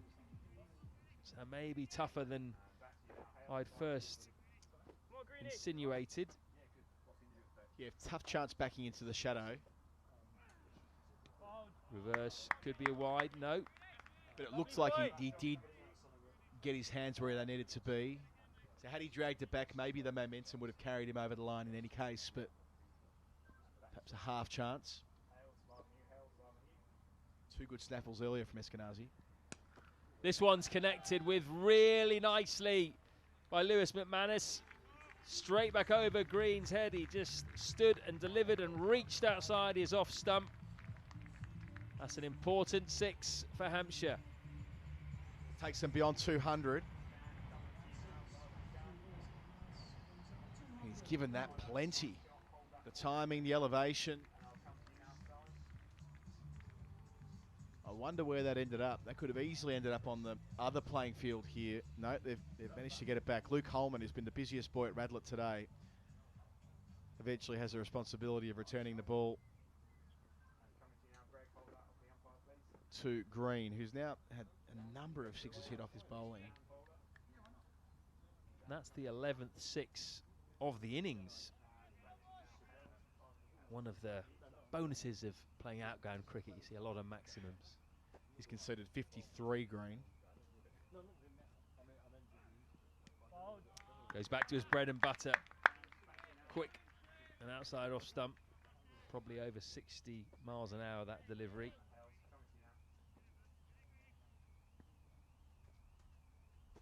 Can he close it out? Big ball. Manus comes across, drags him too long on. They're going to come back for two. Fumble in the deep. Would have been a single, I think, had Cracknell picked that up. So Green is done. Not one of his better days. 4 overs, 1 for 55. That doesn't happen to him too often.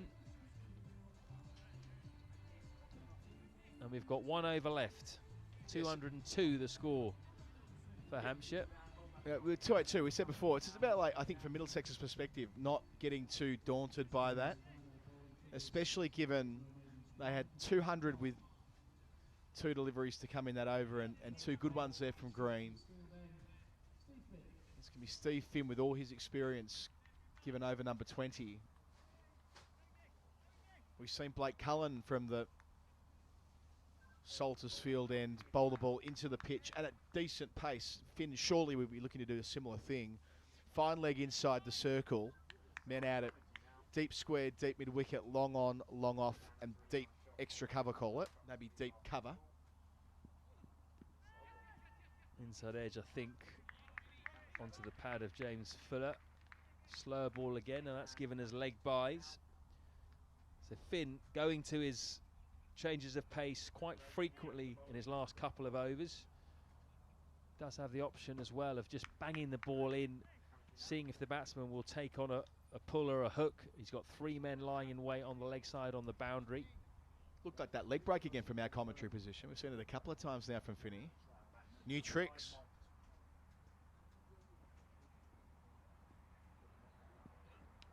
Edge, oh, just over the top of John Simpson's gloves. He was just inches away from that. You could see it perfectly straight down the line of the camera. That would have been a bonus, wouldn't it? As it is, it's 4 more to the Hampshire total. Bit of news, by the way, regarding Nathan Souter.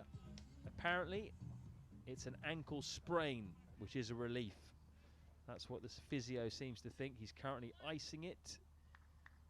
And you never know, he might even be available in a couple of days' time against Gloucestershire. Well, that's a decent connection, but it's not far enough. Luke Holman's waiting to pouch the catch, which he does in front of the faithful here at Radlett. That's the longer side of the boundary. Holman steadied himself. Good bowling by Finn. Made the batsman come over to his side, and that's the end of a very useful innings from Lewis McManus. Promoted to number 4, and he's delivered with 47. And again, Holman, appropriately so, given how many balls have been in his general direction through the course of the 20 overs. He held that well. Again, had a bit of work to do. And again, a Hampshire player fell short of a half century. And they're now on 207.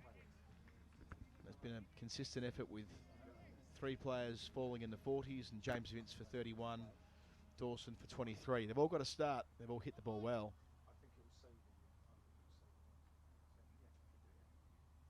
But none have been able to really go onto it, find the next gear, and take the game completely away from Middlesex. Tom Alsop, the new batsman, he's been sliding down the greasy pole. Oh, that's out. That is out. Fast, straight and full from Stephen Finn. Knocks out the off stump. Fantastic death bowling. Yeah, Steve Finn's on a hat-trick. James Fuller, who's the man most likely to be dangerous in the last over based on what we've seen, makes his way off. And just as important as the wickets at this stage, of course, are the fact that there have been 2 consecutive scoreless deliveries.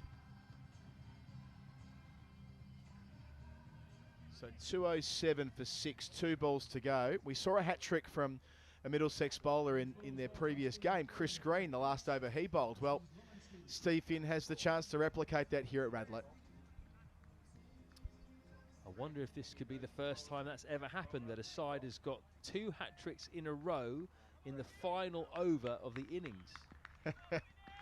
That's a little bit beyond me, but I'm sure there'll be statisticians watching the stream who can help us out with that. Send us a tweet, Middlesex_CCC, or hit Floydie and me up on Twitter as well. We'll read that out during the break. Has anyone done it? We'll see. Here's Finn's chance. Slower ball. The only way it's going to be a hat-trick is if it's a team hat-trick for a run out. Good bit of running in the end for 2. So they scamper back, which means that Ryan Stevenson will face the final ball of the innings.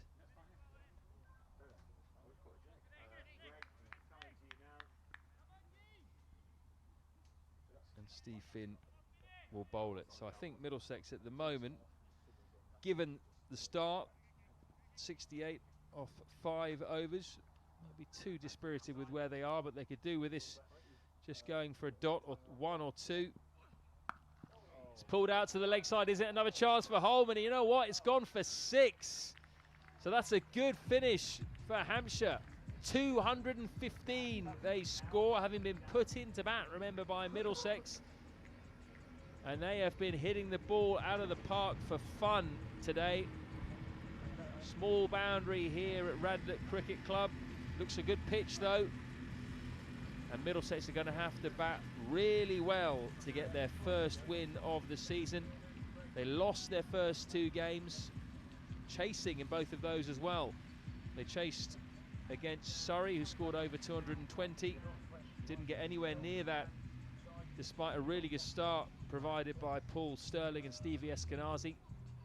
Lost that by over 60 runs. And in the previous game against Kent, they were chasing 178, and they fell 16 runs short in that game. So they're going to have to bat well again, Colo. Yeah, that final delivery, the Ryan Stevenson, that had sort of walk-off home run energy around it, comparing it from cricket to baseball. Not far away from where he came a cropper last year in the first-class game here. We might talk about that a bit more when he's bowling in a bit, but his first game back in the first team here, Ryan Stevenson, and 8-9 out at the end, just to continue the theme of the 6s that we saw throughout, really. 215, so many of them came in 6s, and it really started with Darcy Short and his 48. He reached the 40s, Floydie, in about 15 deliveries and got just held up a bit, principally by Blake Cullen. Eventually, he fell from the bowling of Nathan Souter, who bowled an important spell for 2 wickets. Blake Cullen was frugal. Stephen Finn did a decent job towards the end. Chris Green, the only bowler who consistently took tap and wasn't able to drag it back, with the exception of a couple of deliveries in his 4th over.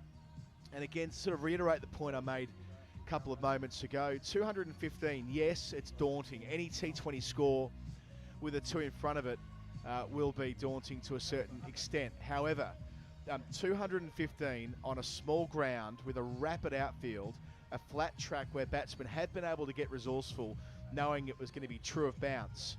I think that they should go into the dressing room at the halfway mark and be saying to each other, look, if we can get a decent start in the power play, we shouldn't be too worried about maintaining the scoring rate. They should be able to find the boundary and indeed clear the boundary throughout the course of their chase. So much of this will be about getting in, retaining wickets or keeping wickets in hand for the final stretch, and backing themselves against the Hampshire attack, who have had runs chased down against them so far this season.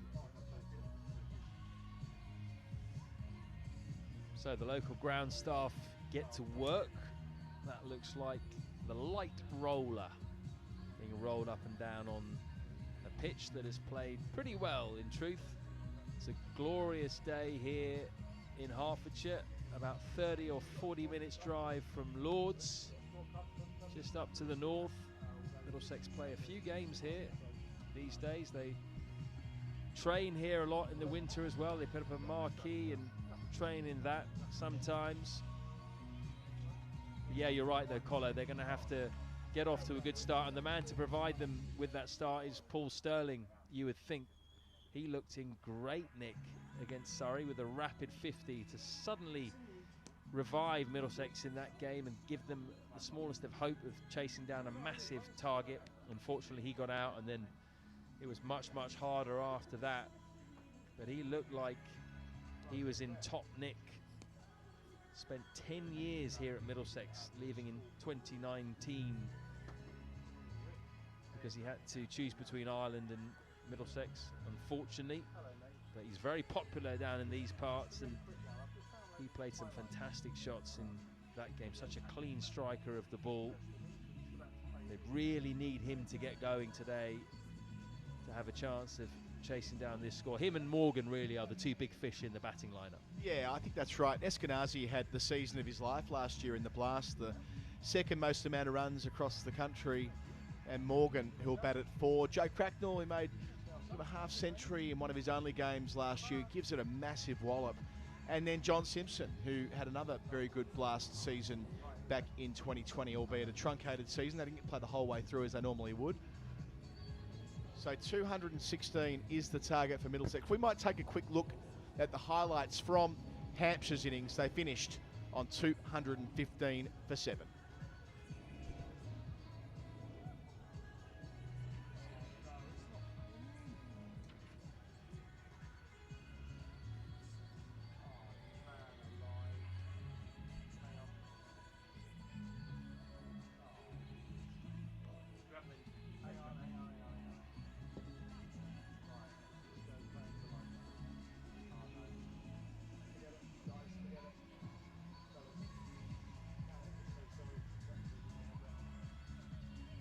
Our apologies. Seeing the highlights from the 215 for 6 that Hampshire posted.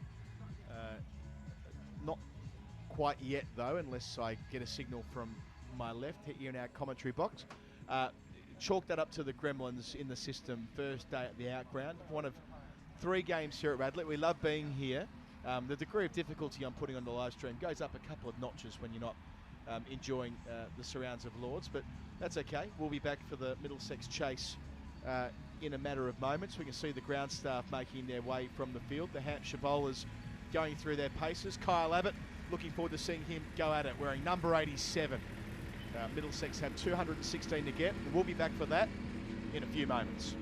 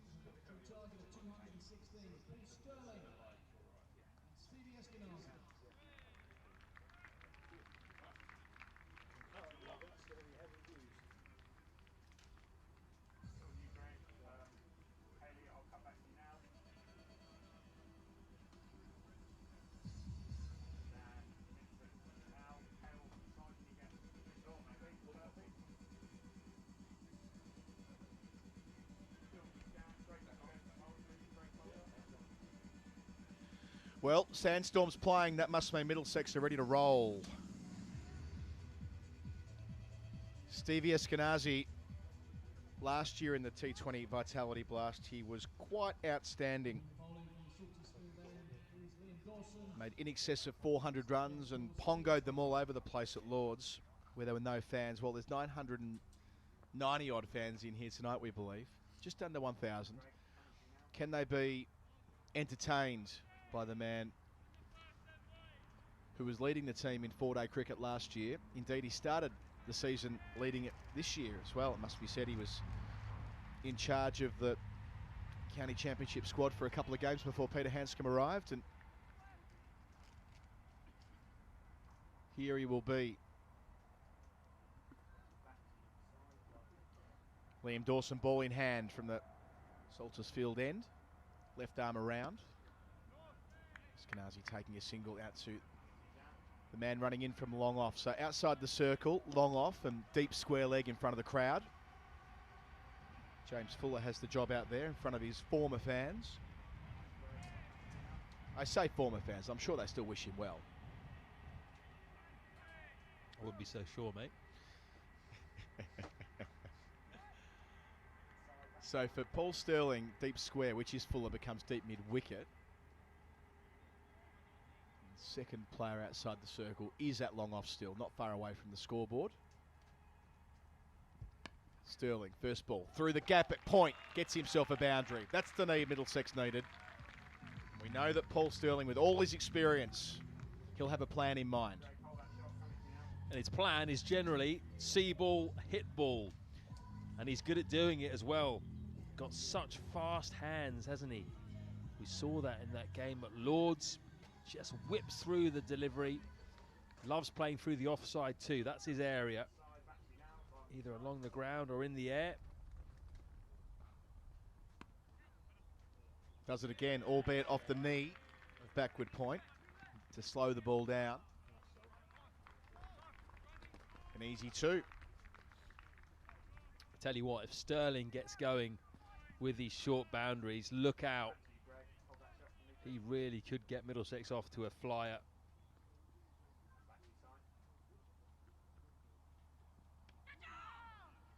Maybe a little inside edge there, judging by the response of Dawson. Although it is signalled wide by umpire Long, so maybe it was a bit of a ruse. But you're not going to pull the wool over the eyes of a man with that much experience officiating tonight.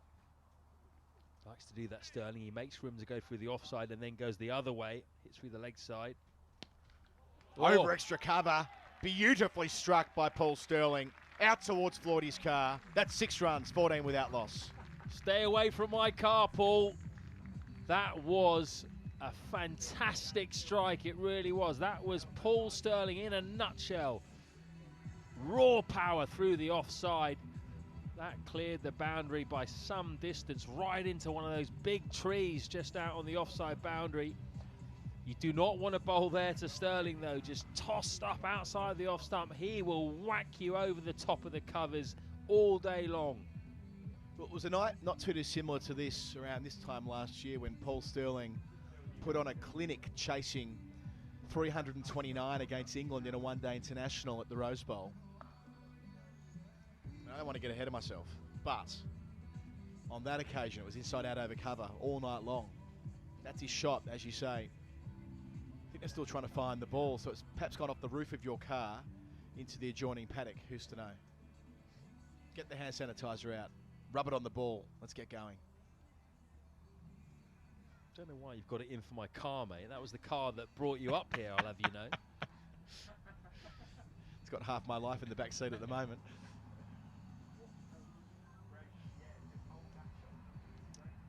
Noticeable as well that six brought up the biggest cheer of the day by far. It was almost a gasp. The crowd here, almost 1,000, couldn't quite believe that he'd hit that far. We'll change of ball. See if this one goes a bit better for Liam Dawson. He'll stay around the wicket. Sterling takes on Abbott and does it well. That's 4 more. Right in front of us, the rope. He's crossed, the ball thuds into the advertising boards, and Kyle Abbott, who will see an operation soon with ball in hand, can't quite get his towering frame down to his boots, which is where he needed to be to give himself any chance. It's 18 without loss after just 5 balls.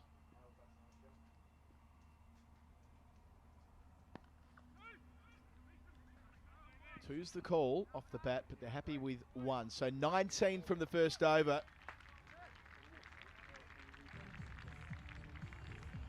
It inspires a generous round of applause from the fans here. The Middlesex faithful in for the first time this season. Most of them gathered to our left, having a great time back at the cricket. And that's exactly the first over that Middlesex needed to kickstart what would be a fantastic run chase. 216 to target. Sterling's kept the strike as well. That will please the fans. It's going to be Kyle Abbott to bowl the second over of this chase. A man who wasn't even in the squad when it was announced yesterday. He was brought in for the vastly experienced Chris Wood, who's been their go-to man at the top of the order, or top of the innings rather, and at the death for Hampshire for many years in the T20 side. I expect Kyle Abbott will be used in a similar way with the new ball and then right at the death if need be. He's a high quality bowler. He's played a lot of T20 and he had Middlesex on toast in the county championship earlier this year.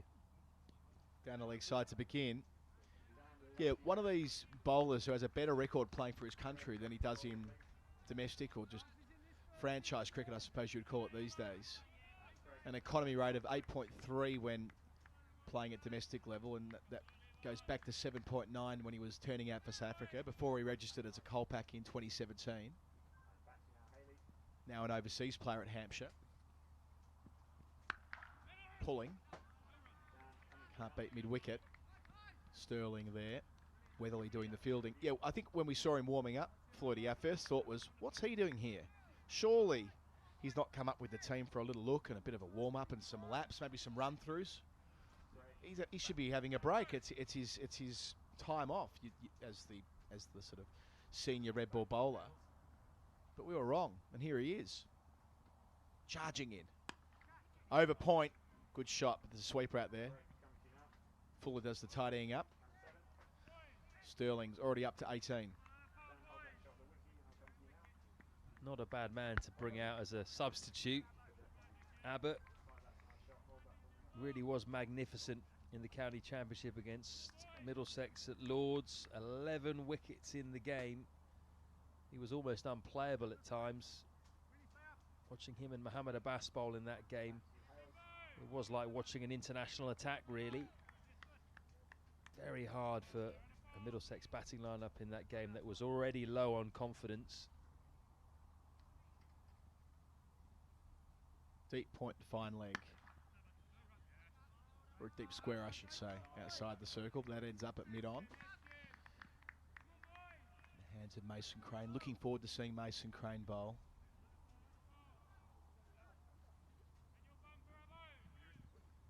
Yeah, that's seen some good leg spinners on show today. Nathan Souter, Luke Holman, Mason Crane. England's spin bowling coach Jeetan Patel is here as well, watching. Bowled him! Off stump, out of the ground. Eskenazi falls for 1, trying to fillet Abbott through the offside. Middlesex lose their first wicket with the score on 21. Just wonder if he rolled his fingers across that one, perhaps. It certainly decked back in to the right-handed Eskenazi, who does like to make room occasionally and hit through the offside. On that occasion, though, that was the wrong shot to play to that particular delivery. Real pace from Abbott too. Second time we've seen that off-stump cartwheeling out the ground. Stephen Finn did it in his final over, the final over of the Middlesex effort with the ball. And that brings young Joe Cracknell to the crease. Can't wait to see what this young man has got. Played a really exciting innings last year at Canterbury. Also batting at number 3, a 22-ball 50 against Kent. That really brought him to the attention of all Middlesex fans and people involved here at the club. So my hopes for him, that's for sure. Interesting, he's standing, showing all 3 stumps.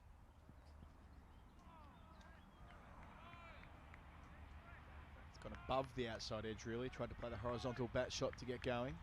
But you're right, opening right up.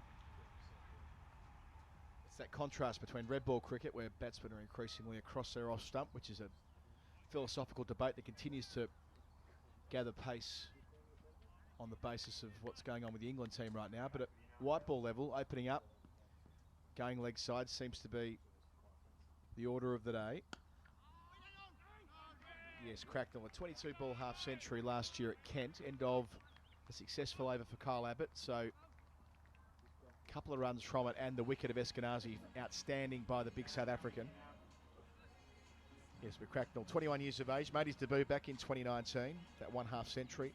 An unbeaten 57 against Essex in the Scooby-Doos yesterday. Local boy as well, born in Enfield. That will please Mike Gatting. Gat's an Enfield boy. Joe Cracknell now, though, plies his trade with North Middlesex. Arguably the best club in the Middlesex League right now. Really have produced more young players than anyone else over the last couple of years for Middlesex. Brad Wheel has come on for Liam Dawson at the Salters Field end after Dawson's first over went for 19. So more pace for Hampshire. Deep square and a deep backward point outside the circle. And out towards deep backward point. It's hanging in the air and taken. That's a super bit of fielding and captaincy as well. Placing Ryan Stevenson out there. And first ball, Paul Sterling takes it on. Not a third man, not a deep point, deep backward point. Placed expertly by James Vince. Middlesex lose their second wicket with the score on 21. Massive, massive blow for Middlesex as they attempt to chase down 216. Sterling had looked in good nick again. Took on the shot and he just got underneath it. It really did hang in the air for a long time. An eternity almost, as Ryan Stevenson ran round from deep backward point. He ended up taking the delivery well behind square, almost at an orthodox third man. That's how long the ball held in the air. So one of Middlesex's main men has to depart. The other comes to the crease. A lot now depends on Owen Morgan with his side 21 for 2. Hasn't managed a big score as yet in his 2 innings, although he did look pretty decent against Surrey. Made a bright and breezy 32 off 17.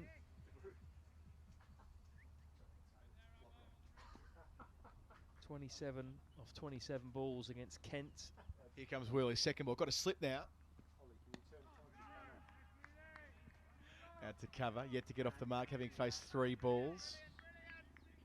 Yes, Owen Morgan, big smile on his face as he joined his junior colleague, as if to say, don't worry, a long way to go in this game of cricket.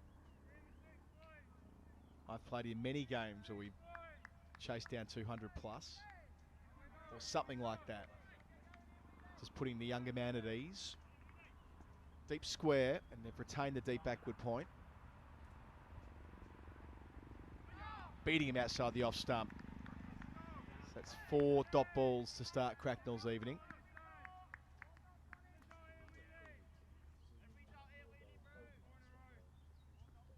That's probably the point when the nerves start kicking in, isn't it, Floydie? Top order player, 4 or 5 dots to start a T20. You're like, okay, have to find runs from the next one. And Brad Wheel will know that as well. Informed the decision of where he pitches this. Attack the stumps.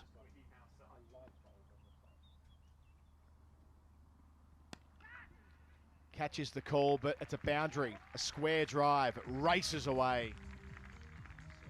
Nice way to get off the mark. 25 for 2 Middlesex in the third over. Their target's 216. That was hit very hard by Cracknell. Stevenson didn't have to move very far to try and get to that delivery. It's probably only about 15 yards away from him, but he had no chance. Thudded into the boundary boards over on the far side. That will certainly ease a few of the nerves. The slip's gone. More runs, albeit just one to Stevenson. Doing the work out there. Already busy. Hit a big 6 to finish the innings. Took an excellent catch to get rid of Sterling. Looking forward to seeing him bowl. First game back in the side, Ryan Stevenson.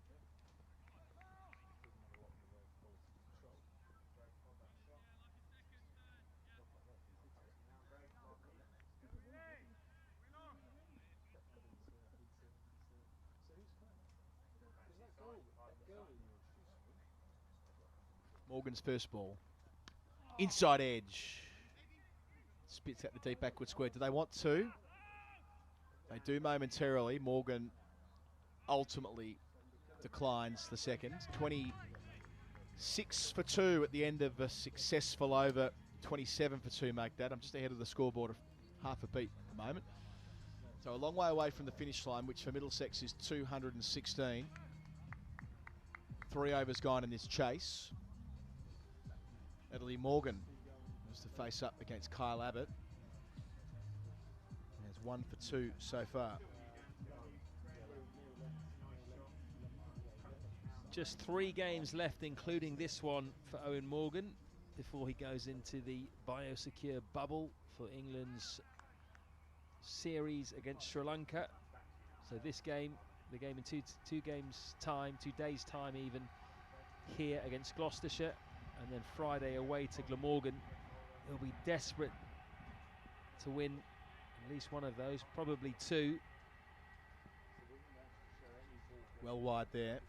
Yeah, and he said at the toss, didn't he, Morgan, that it would mean a tremendous amount to him to make a big statement wearing the pink and blue of Middlesex before he winds up this stint at the club he's been with since he was 16 years of age, involved with since he was 16 years of age, and sure, he's the England captain and his achievements speak for themselves in that role, but to come back here and explode at Radlett would mean a lot to him.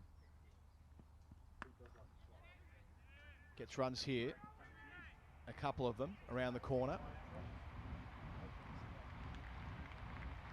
Had to take a hand off the bat as contact was made, cramped up a little bit by Abbott, but he moves to 5. It's 30 for 2. Does like to do that sometimes early in his innings, Owen Morgan. Charge the seam bowlers. Likes to get momentum into the ball. Tends to go early as well and then usually swipe to the leg side.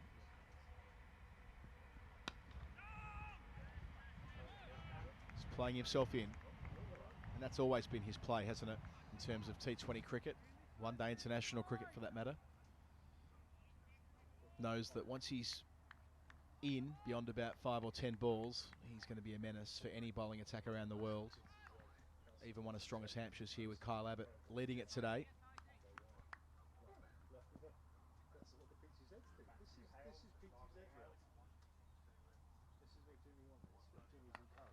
Out towards third man, chance there, taken! Morgan's gone for 5, straight down the throat of third man. Stevenson again, the ball's following him. 30 for 3 at Radlett, Middlesex in trouble. Would you believe it? Not once, but twice it's happened to Middlesex in the first few overs, and it's their 2 big guns. Sucker punches, really. You tend to just go after those deliveries as a batsman, throw your hands at them. Just hope you get enough to get it over the boundary or find the gap. But both Owen Morgan and Paul Sterling have picked out the man who on both occasions has been Ryan Stevenson. Now they really do have it all to do, the home side. John Simpson strides to the crease. A man who's been a mainstay of this batting lineup for Middlesex for a few years. Very good servant for the club. Got power as well. He's been a regular in the T20 side. Frequently been the man who's got them out of trouble down the order. And this is another situation where he's going to have to do exactly that. Middlesex need a partnership.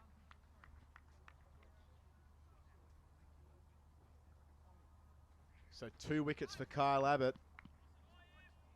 Wasn't in the squad, is in the 11.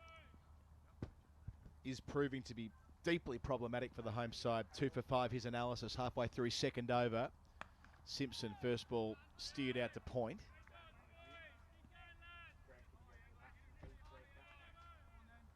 So Ryan Stevenson, deep backward point in the previous over. Well placed by Vince.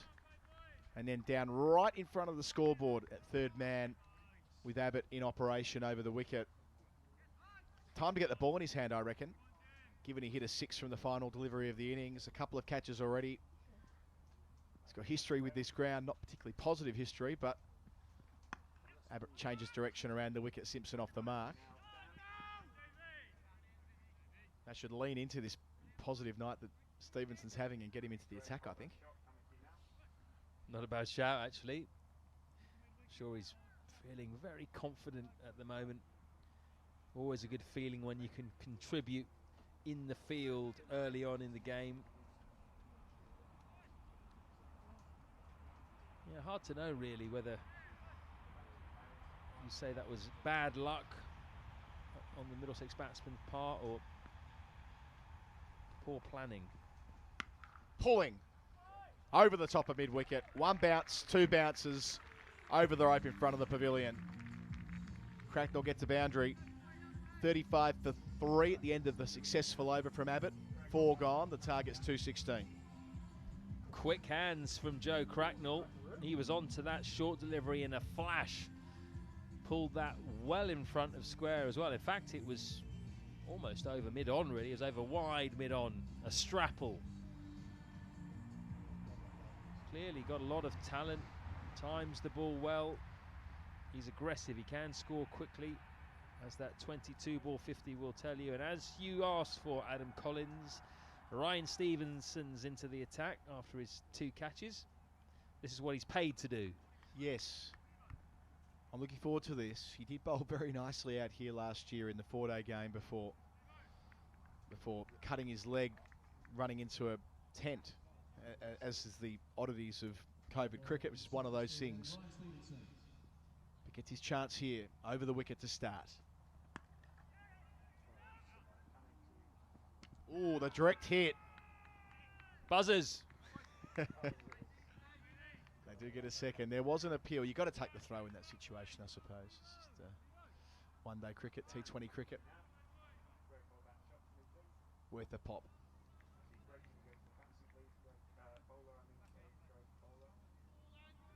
It's Brad Wheel with the direct hit. Charging in from point.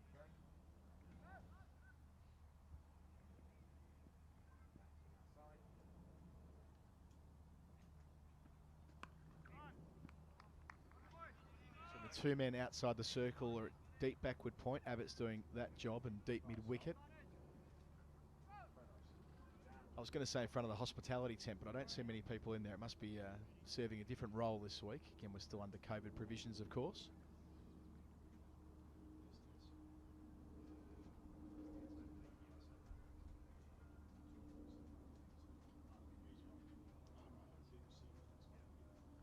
It's actually the press box, that tent out there, and the BBC radio box as well. See Kevin Hand if you look closely enough. See Lucy Johnson from the club as well on the other side in the press box doing her thing today.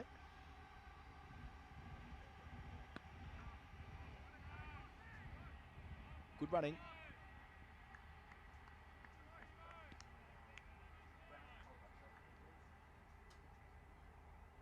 So Cracknell moves to double figures. Good opportunity for him now. Not a whole load of expectation on his shoulders with those 3 wickets having gone. Just needs to remain calm. He started well with those 2 boundaries. Straight.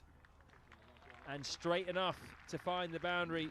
John Simpson didn't time that perfectly, but what he did was made sure he hit it straight as a die, just inside Liam Dawson at mid-off. That's where Simpson's at his best, going back over the bowler's head. Didn't get all of it as he kind of checked the stroke at the point of contact, knowing that with the field up in the power play, it was destined to run away for 4 at the Salters field end, and it did. He moves to 8. Catches the call, not far away from Brad Wheel. He's been in the action already this over with a direct hit. Couldn't quite justifiably put the dive in. Would have been in vain and given away runs.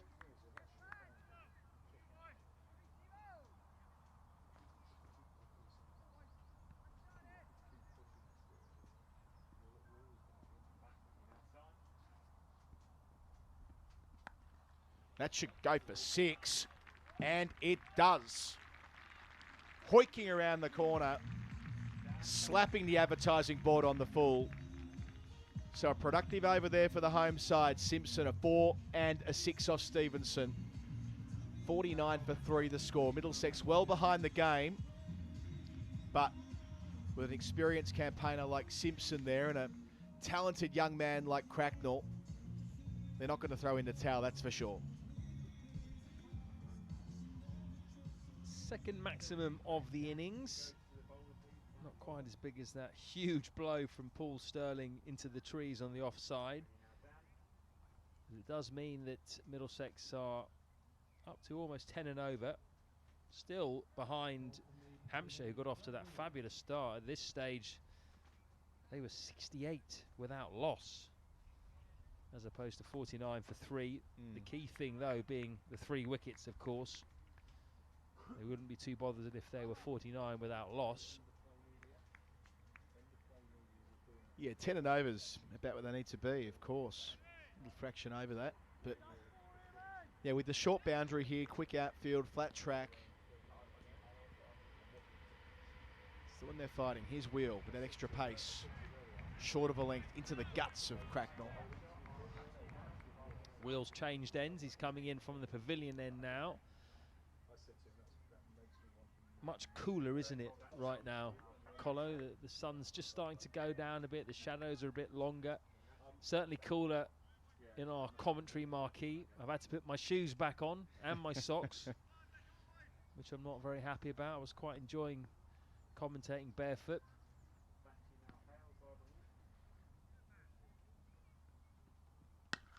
Back over his head.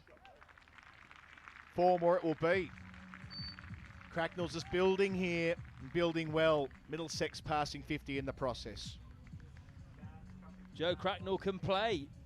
What a shot that was. Stand and deliver. That was a straight pull. Directly over the fast bowler's head. He's so quick onto the short ball, you can see with them quick hands. And he likes to hit it as straight as possible. He gets into position really early, doesn't he? A lot to like about that. How will we respond? Full, and out past point, 4 more. Here comes Cracknell, he's 18. 4 boundaries so far, 57 for 3 Middlesex. We're still inside the power play. That was as hard as we've seen any ball hit today. Any 4 anyway. Rocketed to the boundary down the hill here on the longer side down towards the train tracks. It was almost a front foot cut. Good length ball, and again the hands came through really quickly.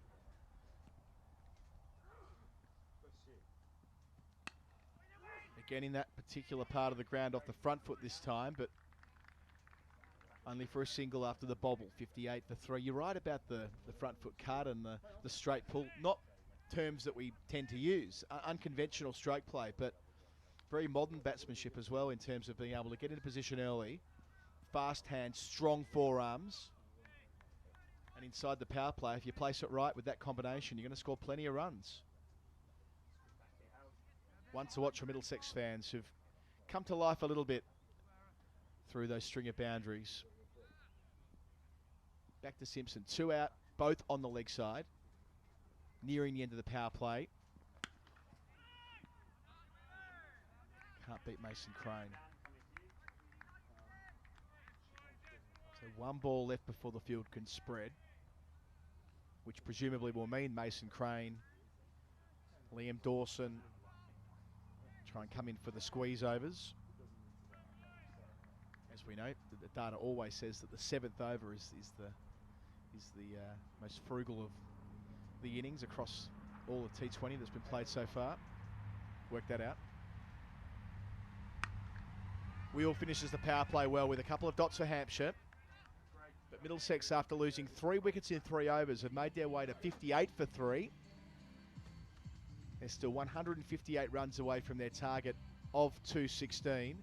But Cracknell on 19 and Simpson on 14 have got themselves out of that little hole, and something to work from here, Matthew Floyd. And the promising thing has been the quality of the fours we've seen from Cracknell. Just something that's invigorated this crowd and everyone in the Middlesex changing room, or in this case in the Middlesex tent. 4 high quality boundaries from him. Couple through the offside, couple through the leg side, or straight pull we saw as Darcy Short comes into the attack, the overseas for Hampshire. He can bowl a bit actually. Sure can. Left arm wrist spin. First ball pulled straight to the gap, bisects the fielders there, Cracknell.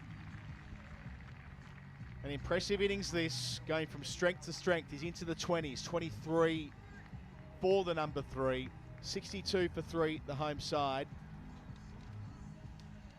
With the field out, you've got to absolutely nail that. Granted, it was Short, had time to get into position, but that's his comparative advantage. An early movement makes good decisions. 21 years of age, a lot to like.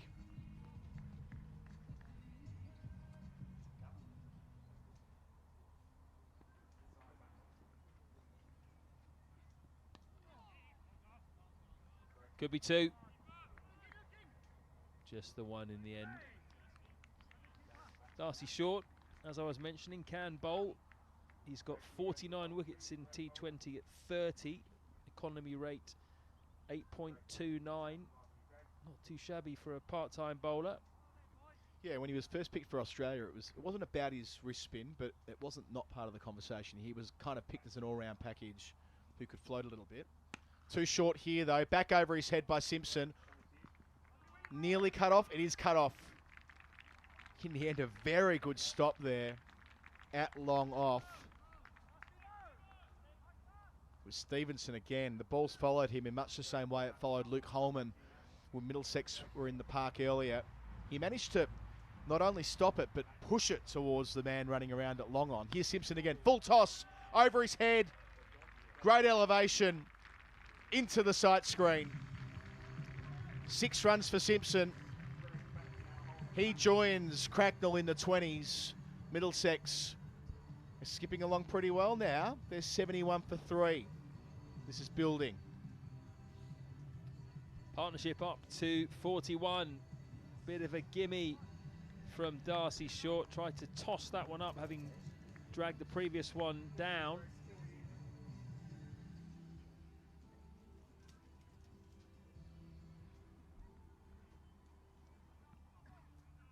Exciting cricket this from Middlesex, who've transferred the pressure back onto the Hampshire bowlers, and the conditions are in their favour. It's well set up for a big chase. How will Short respond? Short finds the edge of Simpson, nearly through the legs of Abbott, who stops it low, keeps it to a single. Well, Owen Morgan wanted a chase for this very reason. I guess he figured short boundaries, trusted in the pitch. Not going to be easy to defend in conditions like these. Better from short, but what hands. What magnificent hands from Joe Cracknell. From the minute that left his bat, that was going straight into the gap, bisecting long on and deep mid-wicket. Cracknell on the charge. He's 28. Middlesex at the end of the over, a 76 for 3. Well, the moral of the story for Hampshire's bowlers, do not bowl short to Joe Cracknell, because he is onto those short deliveries like a flash. He's an excellent puller of the ball, and he hits it hard and generally a long way in front of square. My advice to Hampshire is try and pitch the ball a bit further up to him. Well, they did initially, didn't they? He played and missed twice from full deliveries. And, I mean, yes, it's been the slower bowlers to give him these opportunities, but, I mean, from Mason Crane's perspective, he has to find a way to keep it full, because we know we've seen enough now, and he's seeing it so well, Cracknell. This is going to be the battle, I think. Crane against Cracknell and Simpson. Really excited to see him bowl. 3 out on the leg side to Simpson. Knocking it down to the straightest of those. Liam Dawson fielding in front of us. Keeps it to a single.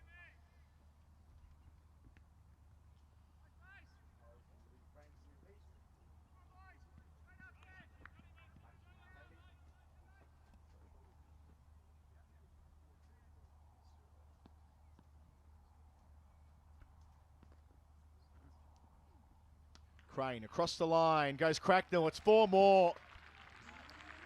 That's some kind of shot. Getting into position early once more. Committing to the stroke. Wonderful timing. It's not as though deep square leg had a lot of work to do.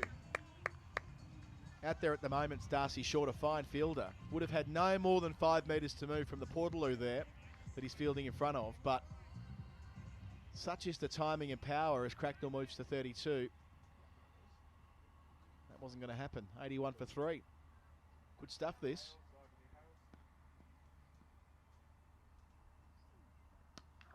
That's huge. That is big. Over the net to deep mid-wicket. Cracknell goes bang, bang. And the crack of the whip he's gone at so far, especially those wrists. We keep coming back to it, but very much the modern player. He's moving rapidly through the 30s. He's 38, 87 for 3. Well, that one really is heading towards my car, I'm afraid. Definitely right on that line. What a couple of slog sweeps from Cracknell. One along the ground, one he went aerial with. And now a big conflab between Mason Crane, James Vince and Liam Dawson. What's he going to do next? How's he going to respond here? Tossing it up hasn't worked. Is he going to fire this one in? So Crane's response to Cracknell. He pulls again through the onside. It's in the air, but it'll go into the gap once more. Well, what a performance this is from young Joe Cracknell. A 6 and a couple of 4s in the over, and he's not done yet. He moves to 42. It's game on here at Radlett. 91 for 3. He's faced just 18 balls for his 42. 7 4s and a 6. Make that another boundary. Goodness me. This fast outfield, taking full advantage of it. Not an awful lot Mason Crane can do. Cracknell's foot is well and truly on the accelerator. Isn't it just? He is 46 off 19 balls.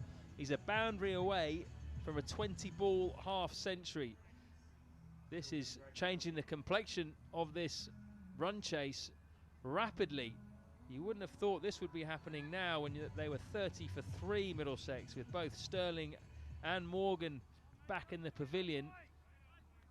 But Joe Cracknell is turning the course of the game, and he's targeted that short boundary over on the leg side. He's such a powerful little man. So 19 off the over. Cracknell deep in the crease. Well bowled, Mason Crane. But Cracknell will retain the strike. 20 runs taken from Crane's first over. Middlesex are back in this game, courtesy of Joe Cracknell, who is 47 from 20 deliveries. Just 8 overs gone.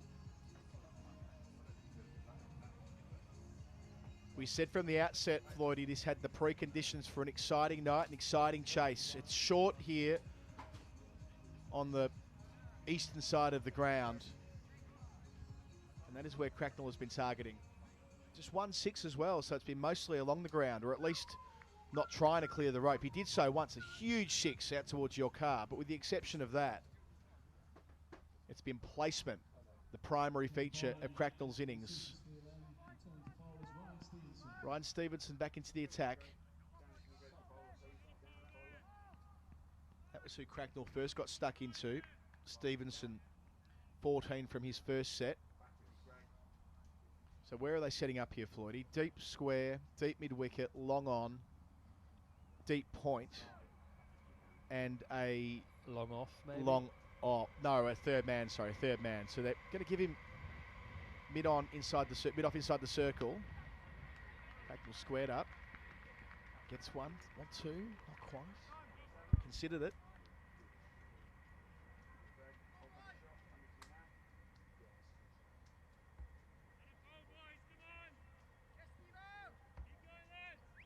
Meanwhile, back to John Simpson.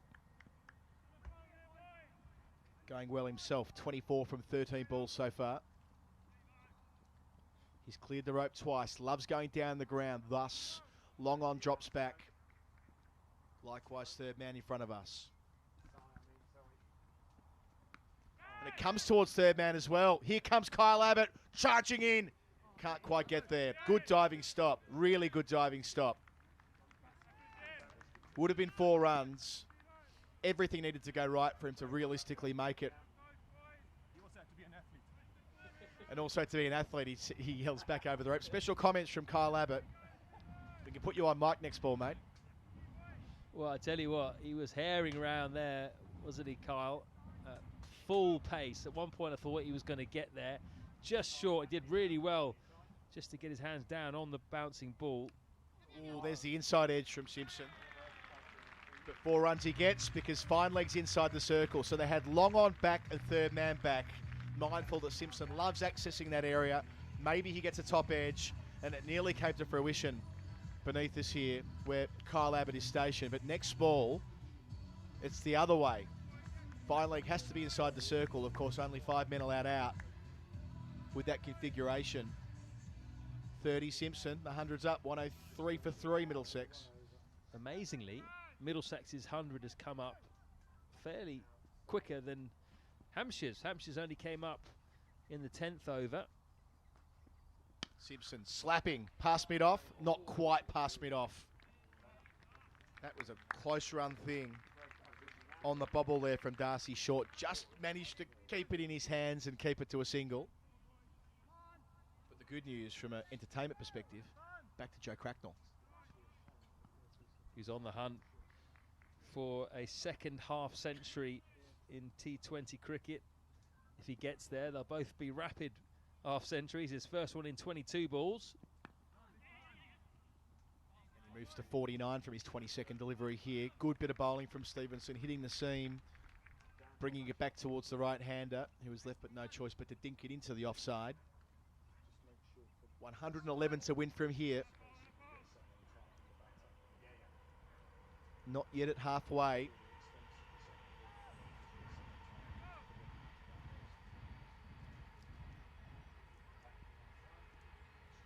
James Vince has options, but Mason Crane copying plenty of tap. Likewise, Liam Dawson earlier. Well bowled by Stevenson, taking some pace off the ball to finish his over. So 9 gone. Middlesex have 105 of the 216 they need. 111 left on the board. Cracknell 49 from 22 balls. Simpson 31 from 16. But yes, going through it, Dawson conceded 19 from the first over, thanks principally to Paul Sterling, who made 18 from 8 balls. They've already used 6 bowlers, but Mason Crane had 20 taken from him. Darcy Short 18 from him. So there's been a bit of a theme with the slow bowlers. They've all gone around a bit in the one over they've bowled each, but they'll need to get through some overs, and Liam Dawson's the first of the 3 slow bowlers to be brought back into the attack. This is going to sound slightly wild, but did I see him throwing a ball in with his right arm from down here before? despite the fact that he bowls left arm. Mason Crane is confirming that he's ambidextrous. Well, can't throw left-handed. That's a new twist on it. I remember that, obviously, back in the day, as he starts the new over, there was Ian Harvey, who could, of course, Ian Harvey, the coach of Gloucestershire at the moment, but he could hit the stumps with both hands and would, depending on which angle he was coming in from. But bowling left arm but not being able to throw left arm, that's a new spin on that. We probably should have noticed that with all the international cricket he's played, Liam Dawson. Funny, isn't it, the things you do and don't see. Here's Cracknell, brings up his half-century. Fine batting. 24 deliveries to get there. He's second for Middlesex. 9 boundaries and 1 6. And he's put Middlesex into a position where they can hunt down this target of 216. Fine going. Regardless of the result today, Middlesex have found a bright new start in T20 cricket. I think Joe Cracknell may well get a long run in the side now. Came in, of course, for Max Holden today, his first game. Showed no nerves at all, quite the opposite. It's going to go round the wicket here to Simpson. Full toss, leg stump. Just gets one though. Finds Allsop running in from deep mid-wicket. Good fielding.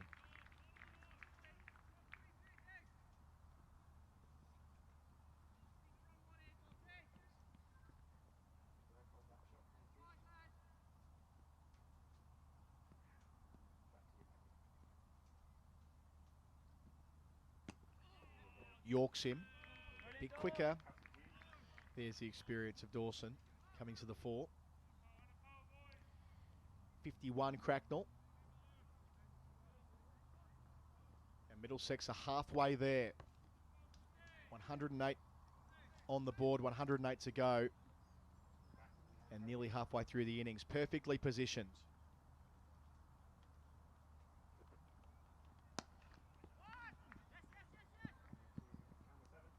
Crane in front of us, does well. Keeps it to 1. Simpson 33. Cracknell back on strike, changes to the field. Long on, deep mid-wicket, deep square leg. Long off, and a deep point.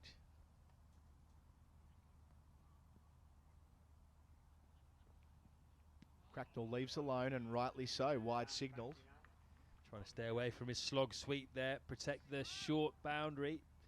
Just went a bit too far that side.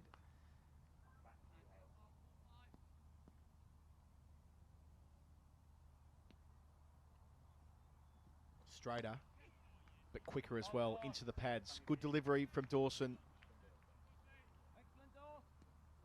to finish his over. So we're halfway through the innings. 110 for 3, the score. Middlesex, Cracknell 52, Simpson 33. 105 runs needed from the final 10 overs. As I pass the commentary microphone to Matthew Floyd to steer us through what could be a fascinating finish here at Radlett. And you wouldn't have said that halfway through the 4th over with Middlesex 30 for 3. Since then, in just 6.5 overs, Joe Cracknell and John Simpson have come together and put on 81. They have not taken a backward step. It has been really impressive the way that they've counter-attacked. I suppose with such a big target, you've just got to keep going. You can't afford to have 2 or 3 overs consolidating, and that's helped them maybe in some ways, but they have played brilliantly. Brad Will back into the attack. Another pull shot from Cracknell. Doesn't get all of this one. Just finds the man out on the deep mid-wicket boundary. James Fuller turns the ball to the keeper, Lewis McManus, with a gun arm. As Chris Green and Stuart Law watch on. Chastening day for Chris Green. Can't imagine he's gone for 55 in his 4 overs too often in T20. But Law will be feeling a lot better about things after the last few overs, in particular, how confidently these 2 batsmen have played. Good Yorker from Wheel, dug out. Are they going to try and push for 2? No. That's the shorter boundary out there. Perhaps would have been 2 on the other side. Not seen too many well-executed Yorkers so far in this game. That was one. Luke Holman padded up there. He could well be the next man in. Well, that's a good debate now, isn't it? I suspect it will be Holman. He's got the game for this. There's the pull shot, there's the fast hands, and there's another 6. That one's gone straight out towards the rail tracks. Watch out the trains. Joe Cracknell's on fire. Yep, that might have found itself alongside the 802 to King's Cross or something like that. He made wonderful contact right out towards the train line. And look, there's a deep mid-wicket out there now, but it doesn't seem to faze him. He knows that he's got the power, even to the long boundary. This is some kind of innings.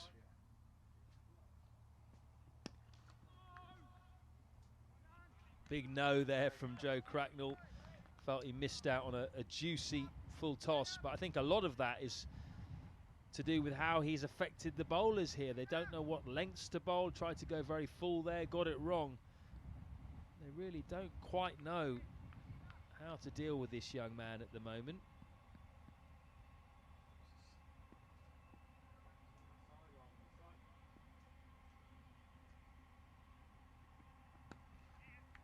That was a fuller full toss, just the one. They thought about 2 for a second there.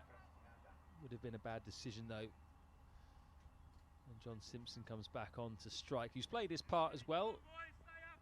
Simpson on 34 at the moment. He's just got in Cracknell's slipstream, but he scored quickly as well. Strike rate 170 for him, 210 for Cracknell.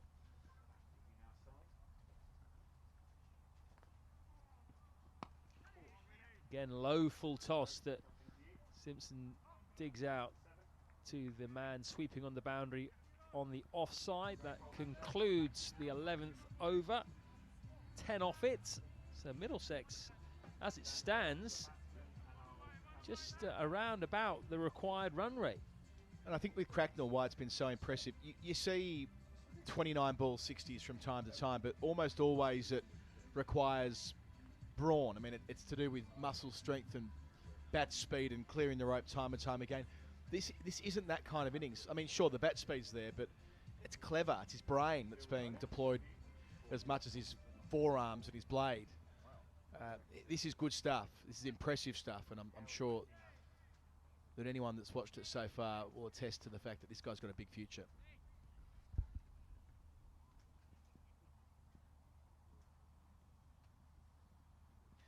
Simpson comes down the track and hits long and hard over the jumping long off for a maximum. That's a great start to the over for Middlesex.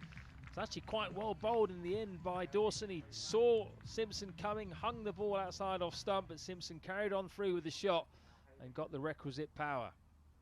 No margin for error. He goes again, full toss, but he hasn't got this one, or has he? Just over the jumping Mason Crane this time at long on in front of us. That was a juicy full toss. Simpson didn't quite get it, but such is the power of the wicketkeeper. It's back-to-back sixes. I'll tell you what, 100 partnerships up. What a partnership it's been. 47 deliveries to add 100 this pair. But just for a moment, I thought the ball was coming to us that last 6. Good fielding by Dawson. That was our chance for the catch that we mentioned I actually earlier. put my microphone down, ready to, just if it were coming through the window, I was up for it this time.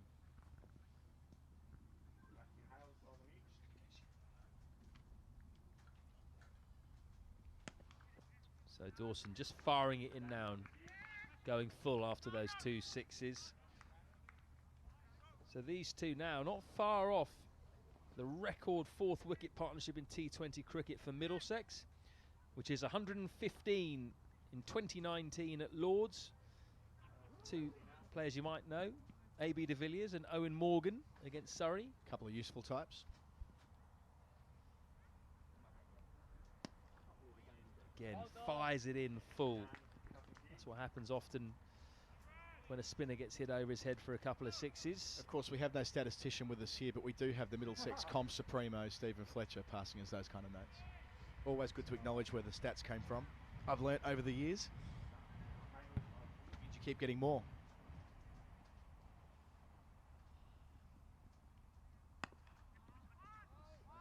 They might go for two here. They will. Simpson's quick. Is Cracknell quick enough to get back? He is. Well run. That was almost a Yorker dug out by John Simpson. Out towards the long boundary, and that was good running. John Simpson has a 50. It's been a really nice cameo. Just gone unnoticed, really. Gone about his business, but he's shown real power. He's hit 3 sixes down the ground. And it's taken him just 26 balls to get to his half century. Amazing, really, that he's played on the undercard, and yet he scored at almost a strike rate of 200. Yeah, and I mean, Simpson knows his game back to front, right? So we're seeing a player coming out of his shell. We're seeing in Cracknell, that is, for the second time on this stage, being able to really take it to an attack, as he did against Kent last year. But for Simpson, it's going dead straight. It's trying to open up his hips to access the ball from around 4th or 5th stump and still plonking it over long on, as he does with such regularity. And it has caused Hampshire to turn to a 7th bowler. James Fuller only bowled once in the competition so far, been more a batting all-rounder in the Blast this year. And that 1 over he bowled against Sussex went for 19. So if that happens again today, Middlesex really will be in good shape. They're ahead of the rate at the moment. 137 off 12.1. Well, they need to bowl their slower bowlers at some point. In order to do that, they need to break up this partnership. So they need to try something different. Stevenson hasn't worked. That extra pace from Wheel probably works against him, to be honest with you.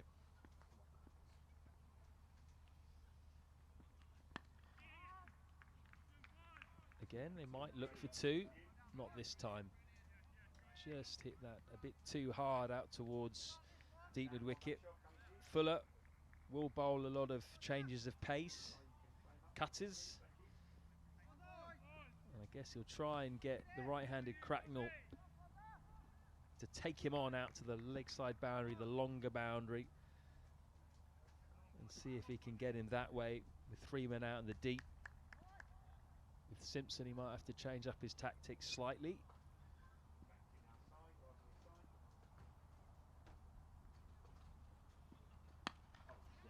Swivel and bang. 1 bounce, 4 for John Simpson, who is starting to motor now. 2 sixes in the previous over off Liam Dawson, and a boundary off this one from James Fuller. Yeah, again, just knows his game, doesn't he? Waits for the ball that's the one that he can smack through about mid-wicket or wide mid-on, as we saw there, to right back over the bowler's head or a straight long off. Anything around 5th stump, he can plonk it there pending where the field is. And that's just a lot of experience coming through. That's why he was picked up in the 100 draft last year. Because he can turn the volume up. Makes it very tough for a fielding captain. I mean, look at it right now. Mid-off's inside the circle. I wouldn't be surprised if that's the next place he goes. 2 men out on the offside, sweeping, and 3rd man, but that's not gone that way, that's gone the opposite way. Big 6 out towards the nets on the leg side. I think it was a slower ball from James Fuller, bowled into the pitch, and Simpson just dispatched that one. He's catching up with Cracknell, up to 60 now. Going at a quicker strike rate as well. Some performance this from John Simpson. He's now struck 5 sixes. He's 60 from 28 balls. 68 needed from here. Wow, they're in the box seat suddenly. What a partnership. He goes wide of off stump this time as cover out on the boundary. Simpson happy to take the 1. I think it's important, given the conditions here, that they don't scale it back now. I mean, the required rate is in hand at, well, they need, it's under 10. So they could play more conservatively from here than they have so far. But I think they just need to keep the foot down. They can't risk changing gears or changing anything for that matter, really. Let the good times roll. Big appeal, going down leg. I think that might have hit a fleshy part of Joe Cracknell's leg. Oh dear, he's down. What was that, the back of the leg maybe? We will see shortly. Looks like the calf to me. We all know how that feels. Just a glancing blow on the calf muscle can be about as painful as cricket injuries can come in terms of ball on flesh. So how are they going to set this up? Working through it, looking at who they've got at their disposal. Dawson's got 1 over. Abbott's got 2. He's taken 2 for 10 so far. He'll be needed, of course. Brad Will's got 1. Stevenson's got 2. Darcy Short, Mason Crane and James Fuller all have 3. 7 left. Mason Crane has been thrown the ball. Look, this is bowled on one hand. He went for 20 from his first set. In saying that, they have to break up this partnership. They have to get them to do something different. And often a wrist spinner can be the catalyst for just that. Well, Kyle Abbott will definitely bowl 2. 2 overs, 2 for 10 so far. Dawson will probably bowl out despite going for 41 off 3, so that's 3 overs. Looped up by Crane. Simpson made room in an attempt to maybe hit through the offside. In the end, just hit it straight back to long on. So you've got this over from Crane, you've got 1 from Dawson potentially, 2 from Abbott, that's 4. You've got to find 3 more. I'm not just saying it because he's at long off rather. I think Ryan Stevenson will bowl 1 of them. Wide. So Stevenson's got 2. Wheels got 1. I don't think it'll be Darcy Short. I don't think it'll be James Fuller. Maybe Crane will bowl another one if he bowls a good over here. Yep. He's been a go-to guy for Hampshire in T20 cricket the last couple of years. Cracknell whips him through to the leg side. Long on does well to get round and keep that down to 1. Good bit of fielding. Immediately got rid of the ball, Liam Dawson. So I think James Vince is thinking along those lines. I think he'd like to bowl a couple more overs from Mason Crane if he can, because Crane has been a wicket taker for quite a while now for Hampshire in the shortest format. Oh, yeah, that's a stumping, I think. Missed initially by Lewis McManus, and then he was alert, picked up the ball and stumped John Simpson before he could get back. Smart work there by McManus after making the initial mistake, but what an innings by John Simpson. He has helped transform this run chase alongside the young Joe Cracknell. It's all over now, though, for him. A bright and breezy 62. 62 from 31, 5 6s, 3 4s, strike rate at 200. Remember when he walked out there, Middlesex were 30 for 3 in the 4th over and careering towards a hefty defeat, but they added 122 together. A magnificent performance from John Simpson, striking the ball down the ground ever so nicely, picking his moments as well. It wasn't indiscriminate hitting. He knew exactly what he was doing. And he rode shotgun with young Joe Cracknell for a time before taking over. And now it'll be Cracknell who needs to be the senior man alongside Luke Holman. Teammates at North Mid. They would have played a lot of cricket together through the junior ranks and second 11. And now they get the chance to win a game for their county on the big stage. Playing for the first team in the Blast. 64 runs to get from here. And Holman made a 50 in his previous start. Oh, that's a good start by Mason Crane. Half an appeal from Lewis McManus. I think he was actually quietly confident there. Starts with the googly Crane, tosses it up, goes past the outside edge. Now Holman will have to think about what's coming next. Always thought Crane could be the key here for Hampshire, despite that expensive first over. Good sweep shot, good hard sweep shot from Holman. Gets him off the mark. Picks out the man at deep square leg though, which brings the informed Cracknell back on to strike. We know he loves to sweep, don't we, Holman? We've seen him do it plenty in his brief career so far.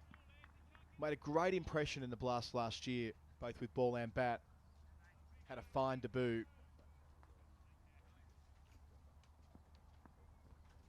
That's debut for all us English people.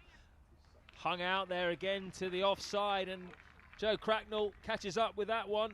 Almost picks up another boundary, but good running. Holman's back for 3.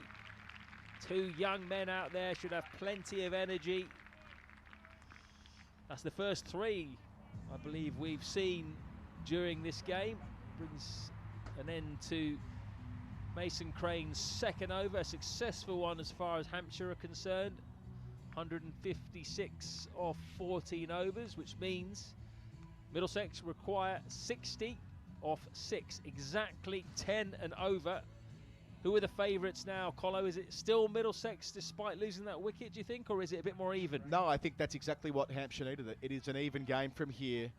We saw some shots of the crowd between overs. I'm sure there'll be some of the North Middlesex fans in there as well. Members of the club, teammates potentially watching their 2 young guys go at it. That North Middlesex massive we've been talking about. Another in that lineup today with Ethan Bamber. They've been fantastic at producing talented young cricketers, and 2 of them here have the chance to get Middlesex's first win in the format for the season, up against Liam Dawson. Pierces the gap. Doesn't quite get over the boundary line though. Good bit of fielding out there on the offside boundary. That's Tom Alsop out there. So Weatherly, rather. He played very well with the bat earlier on today. 41 off 23 balls for him. Dawson noticeably has gone back to darting the ball in after Simpson hit him for those 2 sixes in his previous over. He's also switched ends. So he's gone back to the Salters Field end where he bowled his first over. That one also was very expensive though. First over of the innings for 19. Paul Sterling got hold of him. I don't think he's going to toss too many more up though, unless he fancies tempting the right-handed Cracknell to maybe get that slog sweep out again. Pretty sure he's not going to let Luke Holman free his arms to the leg side easily. Round the wicket to the left-hander. Good Yorker outside off stump. That was Chris Green-esque. Round the wicket and hanging the ball outside off stump. Yeah, if you want to see someone throw some balls up, pop on Shane Warne on YouTube. Don't watch Liam Dawson here at the end of a T20. He knows exactly what he's doing. Targeting the stumps, bit quicker, looking for one that goes straight on and hits the pad. Just a single, so good start to this over by Liam Dawson. Reaching crunch time now. We'll learn a lot about how these 2 young Middlesex batsmen deal with pressure over the next 4 and a bit overs, 5 and a bit overs rather. There's the slog sweep from Holman, and there's the 6 he was looking for. That was full, that was straight, but Holman was ready for it, and he hit that really hard and flat. Yeah, that sweep shot we've seen him play a lot since joining the first team at Middlesex. Well, there, yes, a fraction of premeditation required, but he's backing his shot. That's his shot, short boundary, doesn't need to make perfect contact, did make perfect contact. Would have been a 6 on the long side of the ground as well. Would have gone onto the train tracks, struck it magnificently. Over the tents, 6 runs added, which means that the required rate stays underneath 10 and over. To really dig that out as well, Luke Holman. I don't think it was the perfect delivery to slog sweep. It was fired in by Dawson. Did well to get underneath it. Didn't get it that high, but he didn't need to over on that side. He just got a great connection. Ball never really got above 20 yards off the ground. Will he go again here?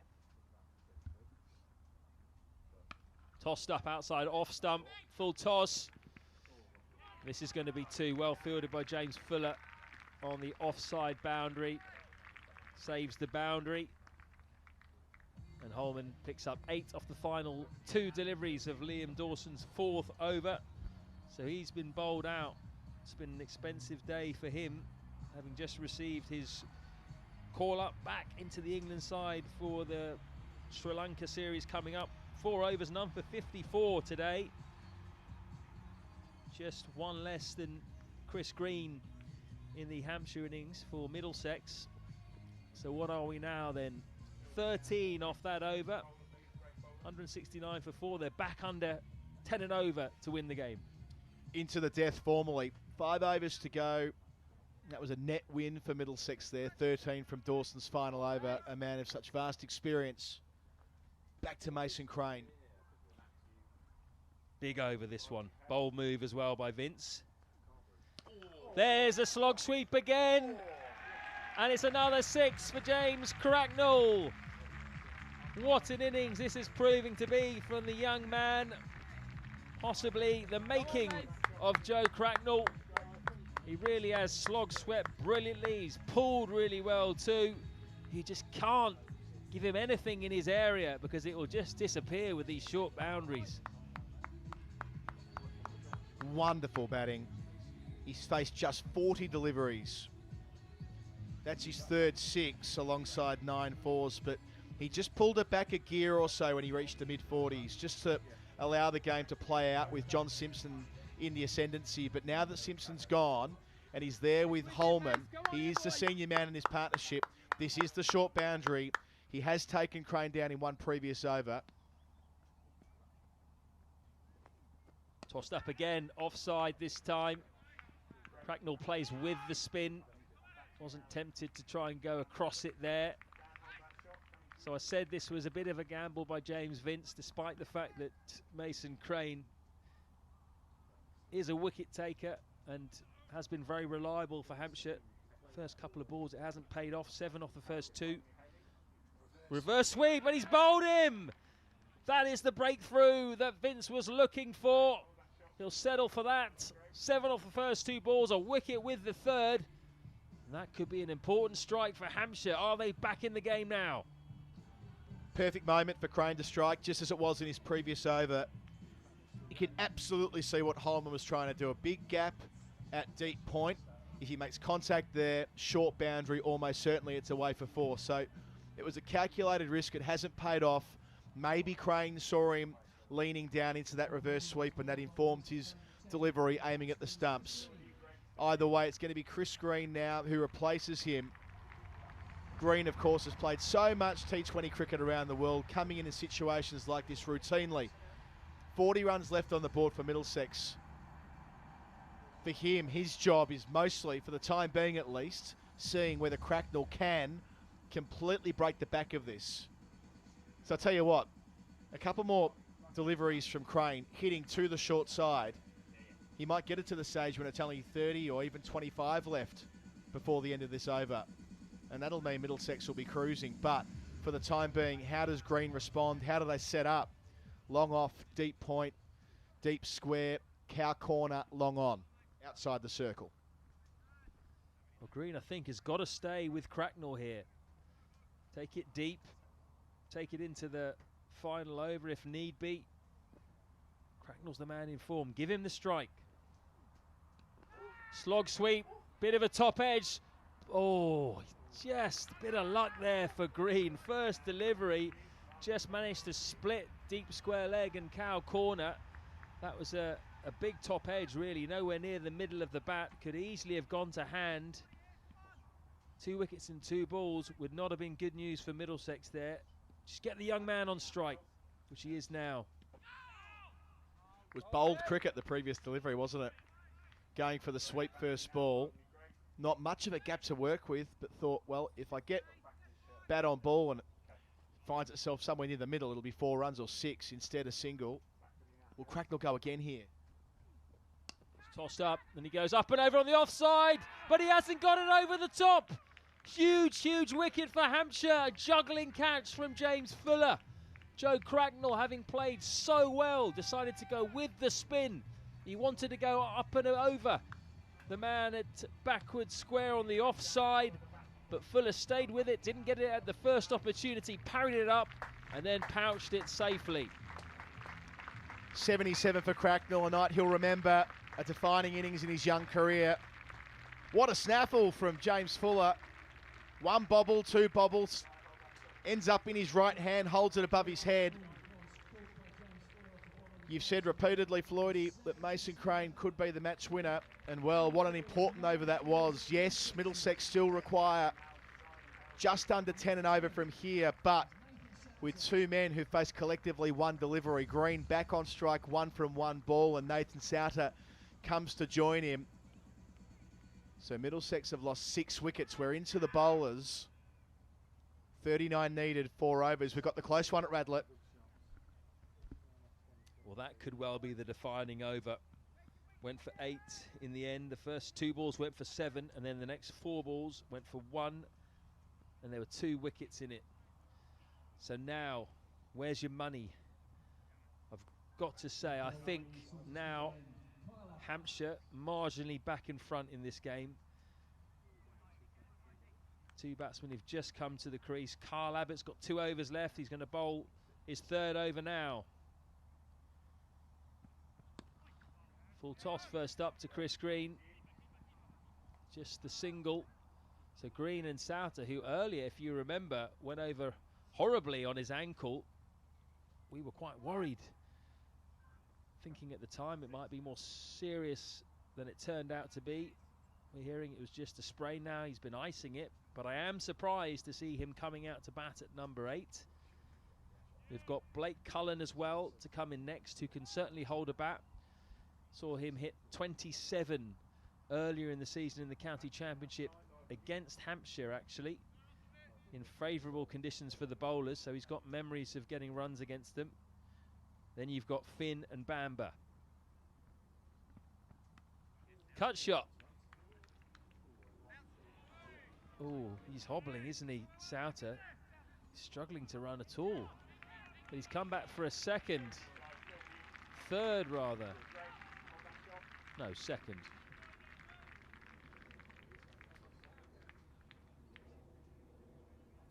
He's really struggling, Nathan Souter. Interesting decision to send him out if he isn't fully fit and he can't run that well. Well, especially when they've got Blake Cullen still to come. Cullen's very capable with bat in hand. We saw that on his first class debut here last year as an 18-year-old. And again at Lord's in his first game there this season, which was against Hampshire. Well, I think he's just going to tee off here, because he obviously can't run very well between the sticks. And Middlesex can ill afford to miss out on any runs at this stage. So maybe they've just said to Souter, look, you go out, swing off your feet, try and connect with a couple. If you hit a couple out the park, fantastic.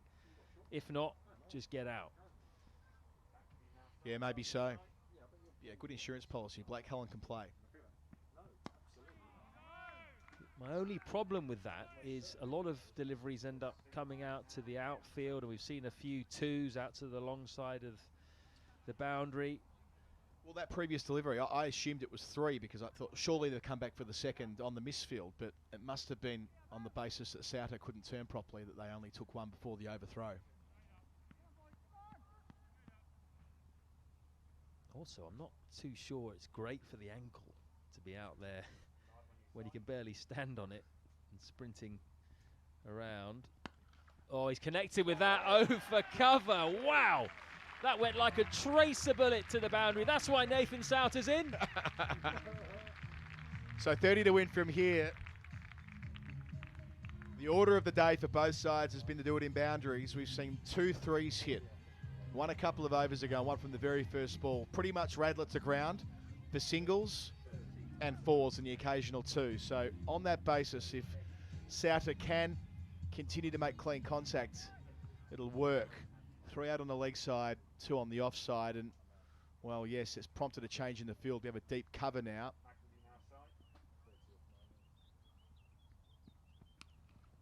Full toss down leg side. Has he found the gap again? No. Tom Alsop comes around, butts out, it does well. He hobbles back for two. You just see him in the corner of your screen there.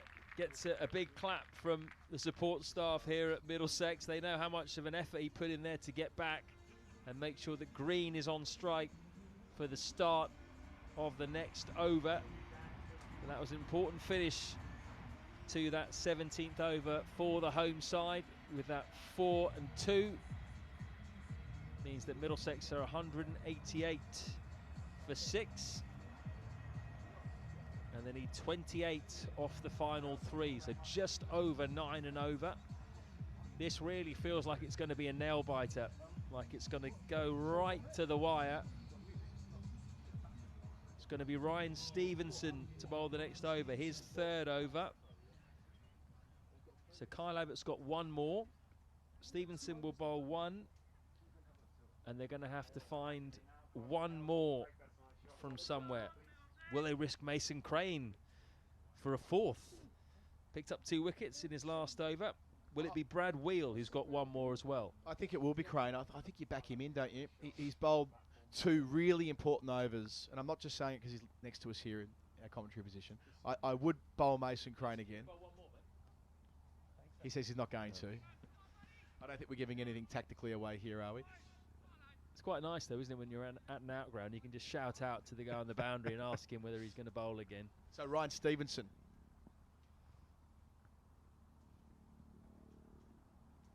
Oh, that's a big swing from Chris Green. He was trying to go up and over the offside into the spectators down by the rail end. It was in the slot really from Stevenson. He just tried to hit it too hard. Beautiful ground we have here at Radlett Cricket Club. Sun's just going down, tree lined all around this ground. Really is a fantastic place to play cricket. Pitch has been good as well, almost 1,000 in. So Green goes again, same area, and he gets a thick edge which goes for 4. So a much needed boundary at the start of the innings for Middlesex. Very wide that from Stevenson. He's gone wide both deliveries. Got away with the first one, not the second. Yes, that ball will need sanitising after being picked up by a member of the crowd. After coming off the slips cradle boundary arrangement we have here. 24 to win. As you say, what a great venue for this. Perfect venue for T20 cricket. High scoring, exciting stuff.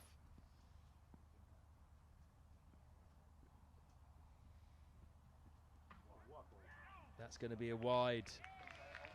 Stevenson not quite nailing his plans. I think he felt there was a bit of an edge on that, perhaps. He was disappointed with the decision of wide. Either that or he thought because Green had come across his stumps that it shouldn't have been called a wide. You can see what he was trying to do. 2 balls earlier, he pretty much hit the tram track line. And that might have been 2 inches the wrong side of it. There was a little noise, you know, but it must have been bad on turf. Long way across his stumps. Green steps across again. This time he goes straight. Doesn't quite get it. Well fielded, Mason. Well done, Mason Crane. Waited for that to bounce. Knew he wasn't going to be able to take the catch. And he just parried the ball back onto the field. Saved 2 runs there. That's great cricket brain from Mason Crane. Realising he wasn't going to be able to catch it, he stopped and waited to get it on the deflection. A big jump required. He's not a tall man, but kept it inside the field of play and saved 2 runs. He says he is. He just stood on his tiptoes there. Don't know, we'll give you about, what, 5'8" or something, Mason? 10? Really? Oh, okay. On a good day. What a good day. That was a key over bowled by Mason Crane, his final over. The 16th went for just 8, and he picked up the 2 big wickets of Holman and then Cracknell. Will that be the defining moment, or will Middlesex get over the line? Again, he goes wide, and what a shot from Chris Keane. He just threw his hands at that, no feet at all, hands through the ball, and got a fabulous connection That's a top boundary. I really don't think Stevenson's done an awful lot wrong there. He's hit his spot that he's aiming for outside the off stump, but because Green shuffles over a little bit before the ball's bowled, comes across his stumps, he can access it wide and still hit the middle of the bat. And from there, it's a matter of placement. Yes, it's a long boundary, but with a deep backward point and a deep cover, if he nails it square of the wicket, it's 4 runs, and he did precisely that. Superb batting, 17 to win. Again, nice and full from Stevenson. You're right, Colo. His lengths haven't been that bad at all. He's generally nailed his skills trying to bowl those wide Yorkers. But Chris Green has been equal to it. Didn't have a good day with the ball, the Middlesex overseas star, but he's making up for that now with the bat. Over 200 chasing. If they get this, it'll be the second highest winning chase for Middlesex in the history of the Blast. Oh, nice slower ball. Good change of pace. Not the worst result for Middlesex, though. Green will retain the strike. So 16 needed off the final 2 overs. This will be some chase if Middlesex can get there. Bear in mind, they were 30 for 3 off 3.5 overs. Eskenazi, Sterling and Morgan, the experienced engine room, all gone. And it's been left to the youngster Joe Cracknell, the experienced Joe Simpson, and a bit of Luke Holman, Chris Green and Nathan Souter to get them over the line. Still a long way to go, though. 16 off 12 balls is not a gimme, and there's a big conversation now going on between the Hampshire Brains Trust. Yep, we have out there James Vince with Mason Crane, Liam Dawson, just obscured by the Middlesex batsmen who've got in my line of sight. But to follow on that point from the final delivery, the biggest successful chase Middlesex have had in the Blast is 2-2-7 for 4 against Somerset at Taunton back in 2019. But they weren't 30 for 3 that day. This would be a very special chase because it's been built on the back of the work of a young man in Joe Cracknell, age 21, a real coming out party for him today. And now an injured man in Nathan Souter. Chris Green, who got walloped about, doing his thing here. Penultimate over starts. Oh, that's a wicket. Would you believe it? Bit of luck for Kyle Abbott and for Hampshire. It was a good Yorker in truth, dug out by Chris Green, straight back to Kyle Abbott, who tried to pick the ball up cleanly. Just got half a hand on it. It deflected clearly onto the stumps at the non-striker's end, and the injured Nathan Souter has to hobble off. It would have been a dot ball either way, and despite the fact that Souter's hit them well, it was 16 to get from 11 balls. It's probably going to require at least 1 or 2 instances of scampering back for a second. So the positive spin is that Blake Cullen's on his way. And Blake Cullen can hit the ball nice and straight and hard, but I'm tipping that when it comes to trying to complete the 22 yards that matter, that he'll be in a far better position to do so alongside Chris Green. 7 wickets down, but that's not really an issue from here. 16 runs from the finish line, 11 balls. Thrilling finish this, and every member of the crowd is fully engaged. Just what you want. It's been a long time since we've had fans watching Middlesex, and this is the perfect way to welcome them back. No one has left. In comes Abbott again. Oh, gets away with that one. Full bunger a long way down the leg side. This is the vital over. So often the gun bowler in T20 cricket bowls the 19th over, and then they leave the 20th to whoever's got overs left, but they try and bowl out your gun death bowler first. The idea is you restrict in the 19th to just a few. Again, full. That's what Abbott is doing here. It's been a very good start to this over. Just 2 off the first 3 balls.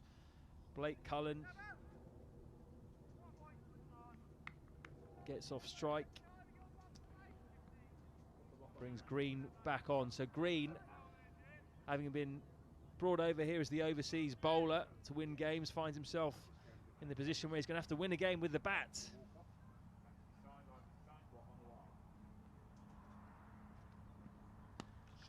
Again, full.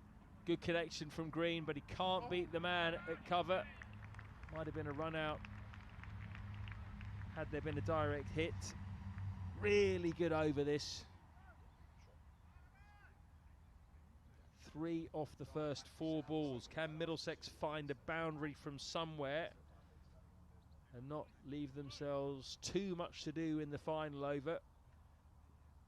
Crucial couple of deliveries here. Boundary would really help the home side's cause. Can Cullen find it? Full toss. Pulls away to the leg side in the gap. Got to get 2 here, and they do. That helps. Every run helps from now on. Well, it's going to be going to over number 20, and it looks like the choice will be between Wheel, Stevenson and Crane. Still 1 ball to come in this set, of course. 7 left, 11 to win. They should still do it from here.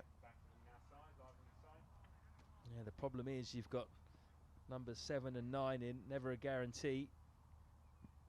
Crosses stumps, whips away. Can they get back for 2? No. That was hit too well, straight to James Fuller at deep mid-wicket. So, simple equation, 10 off the final over, and it's going to be the 19-year-old Blake Cullen on strike. Fascinatingly poised this game, perfectly poised, you would say. Yeah, and Brad Wheel's going to bowl it. He's taken 1 for 25 from his 3. He dragged it back after going around a little bit in his second over. Picked up the very important wicket of Paul Sterling with his first delivery, actually, caught down at deep backward point. So 2 for 27, Abbott's final analysis. As you'd expect, dependable, effective, efficient. So Brad Wheel has 6 deliveries to bowl and 10 runs to play with. So what are Blake Cullen's options here? We've got a long off at the moment. They're just moving the field on the offside. Looks like there's going to be an offside sweeper square of the wicket. And a 3rd man. So Mason Crane's at deep point. Darcy Short in front of us at long off. 3rd man's up in the circle. Freeman out on the leg side. Long on, deep mid-wicket, deep backward square. Here comes Wheel. Dot ball. Great start for Hampshire. It was full. Possibly there for Cullen to hit. Just tried to hit it a bit too hard. Didn't get a connection at all. So now the pressure just ramps up a bit on the young Middlesex bowler who can bat. He can. They've got to find 2 boundaries realistically, don't they? Or a 6 and change.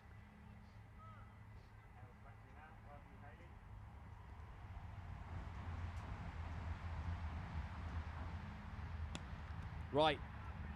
Just the 1 for Blake Cullen. I think Middlesex won't be too unhappy with that. Get the more experienced Chris Green back on strike. He's 16 not out. Did a couple of lovely boundaries. He's the man really you want facing these deliveries. And no change in field, so long on, cow corner, deep backward square, deep point, long off.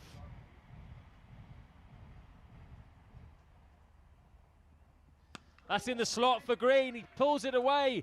Wide of long on for a crucial boundary for Middlesex. A despairing dive from Ryan Stevenson. But that is the boundary that Middlesex needed in the first half of the over. Ryan Stevenson did everything right there. The big dive just didn't stick. 5 needed, 3 balls. A boundary all tied up. 5 to win off 3 balls. Chris Green waits, bat poised. That's in the slot. Has he finished the game off with a maximum? He has. Arms aloft from the Middlesex overseas star. He has won the game with the bat for Middlesex. What a run chase from the home side. Set an improbable 216 to get their first win of this Vitality Blast 2021.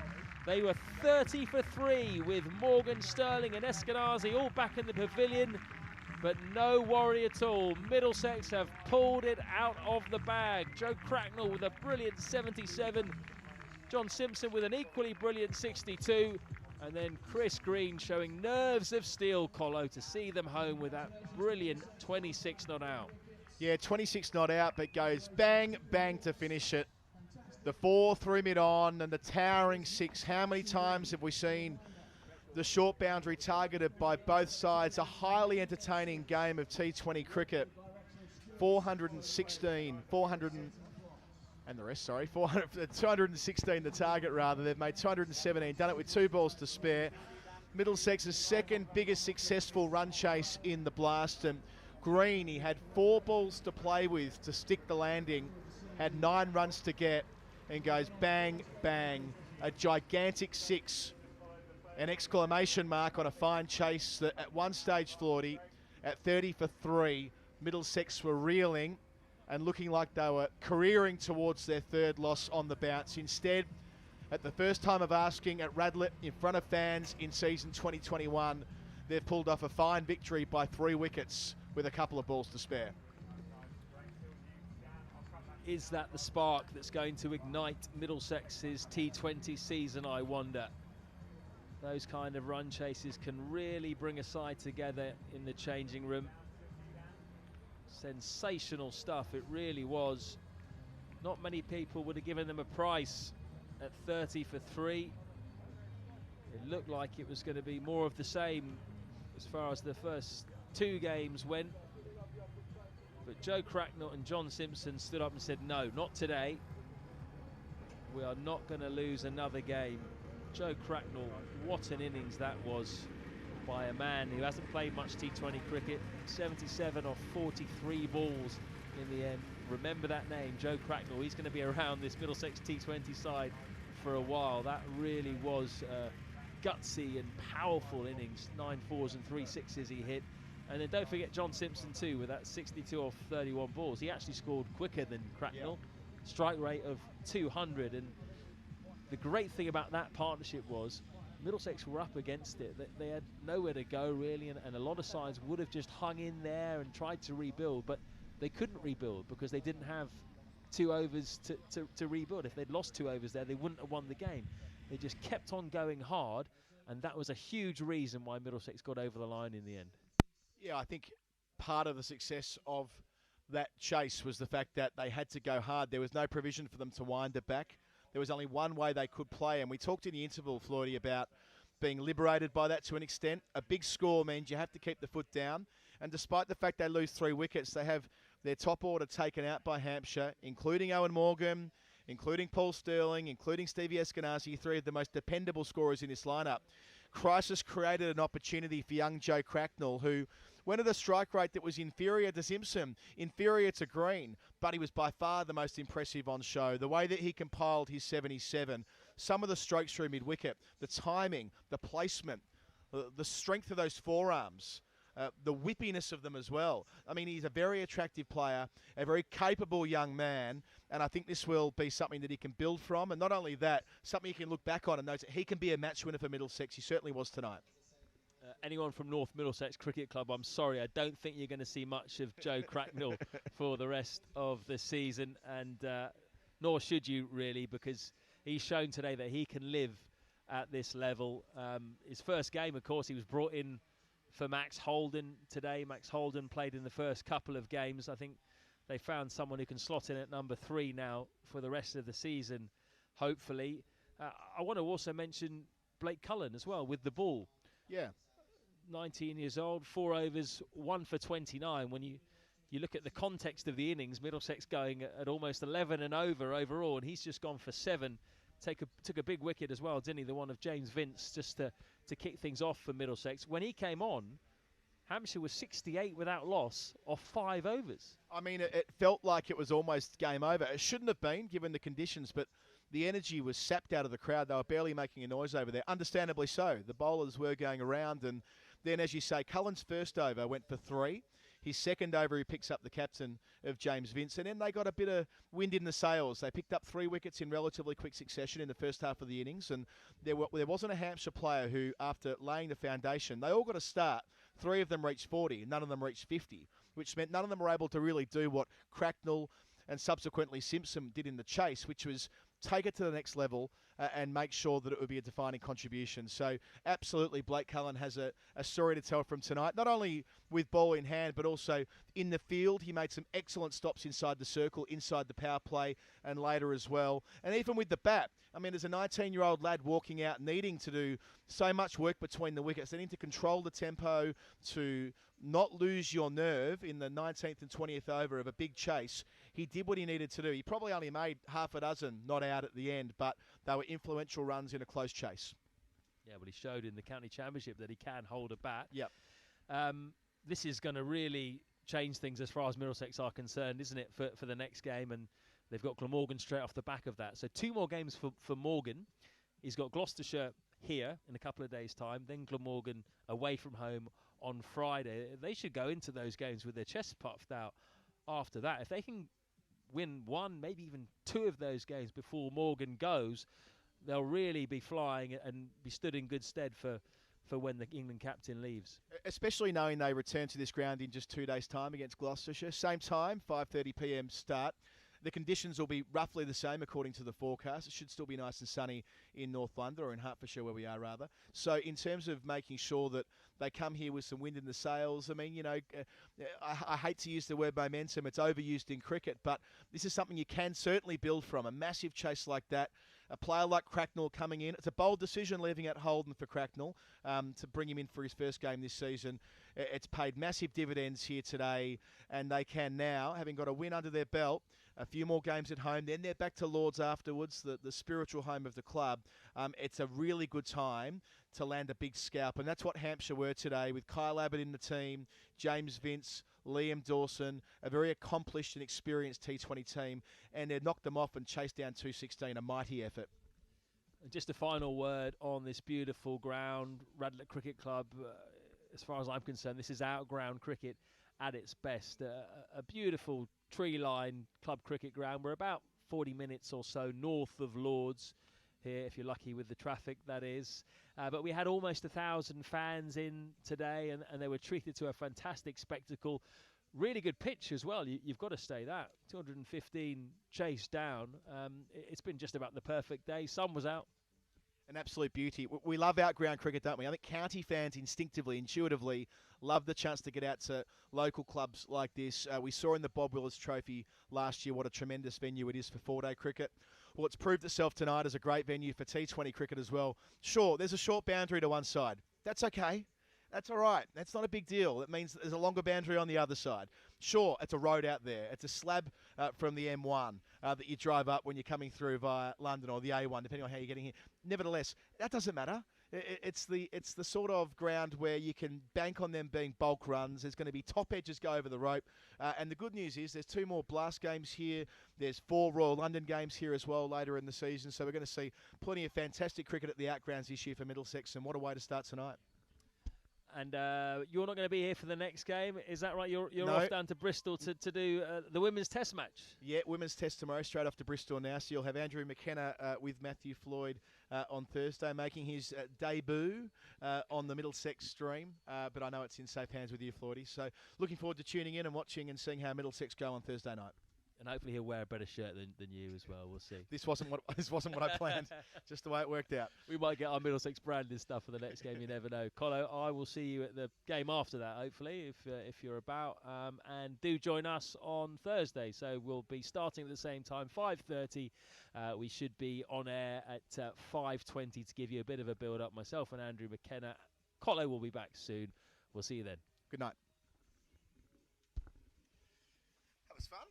What a great chase. Yeah, mate. Who knew? I tell you what. Who knew? I didn't know. Do you know when you're getting that? When they went further putting down, I got a bit of that lull, like, oh, fucking hell, we're going to get another shit game. And then I had that for about an over, and then they just you know, like, they didn't give us the chance.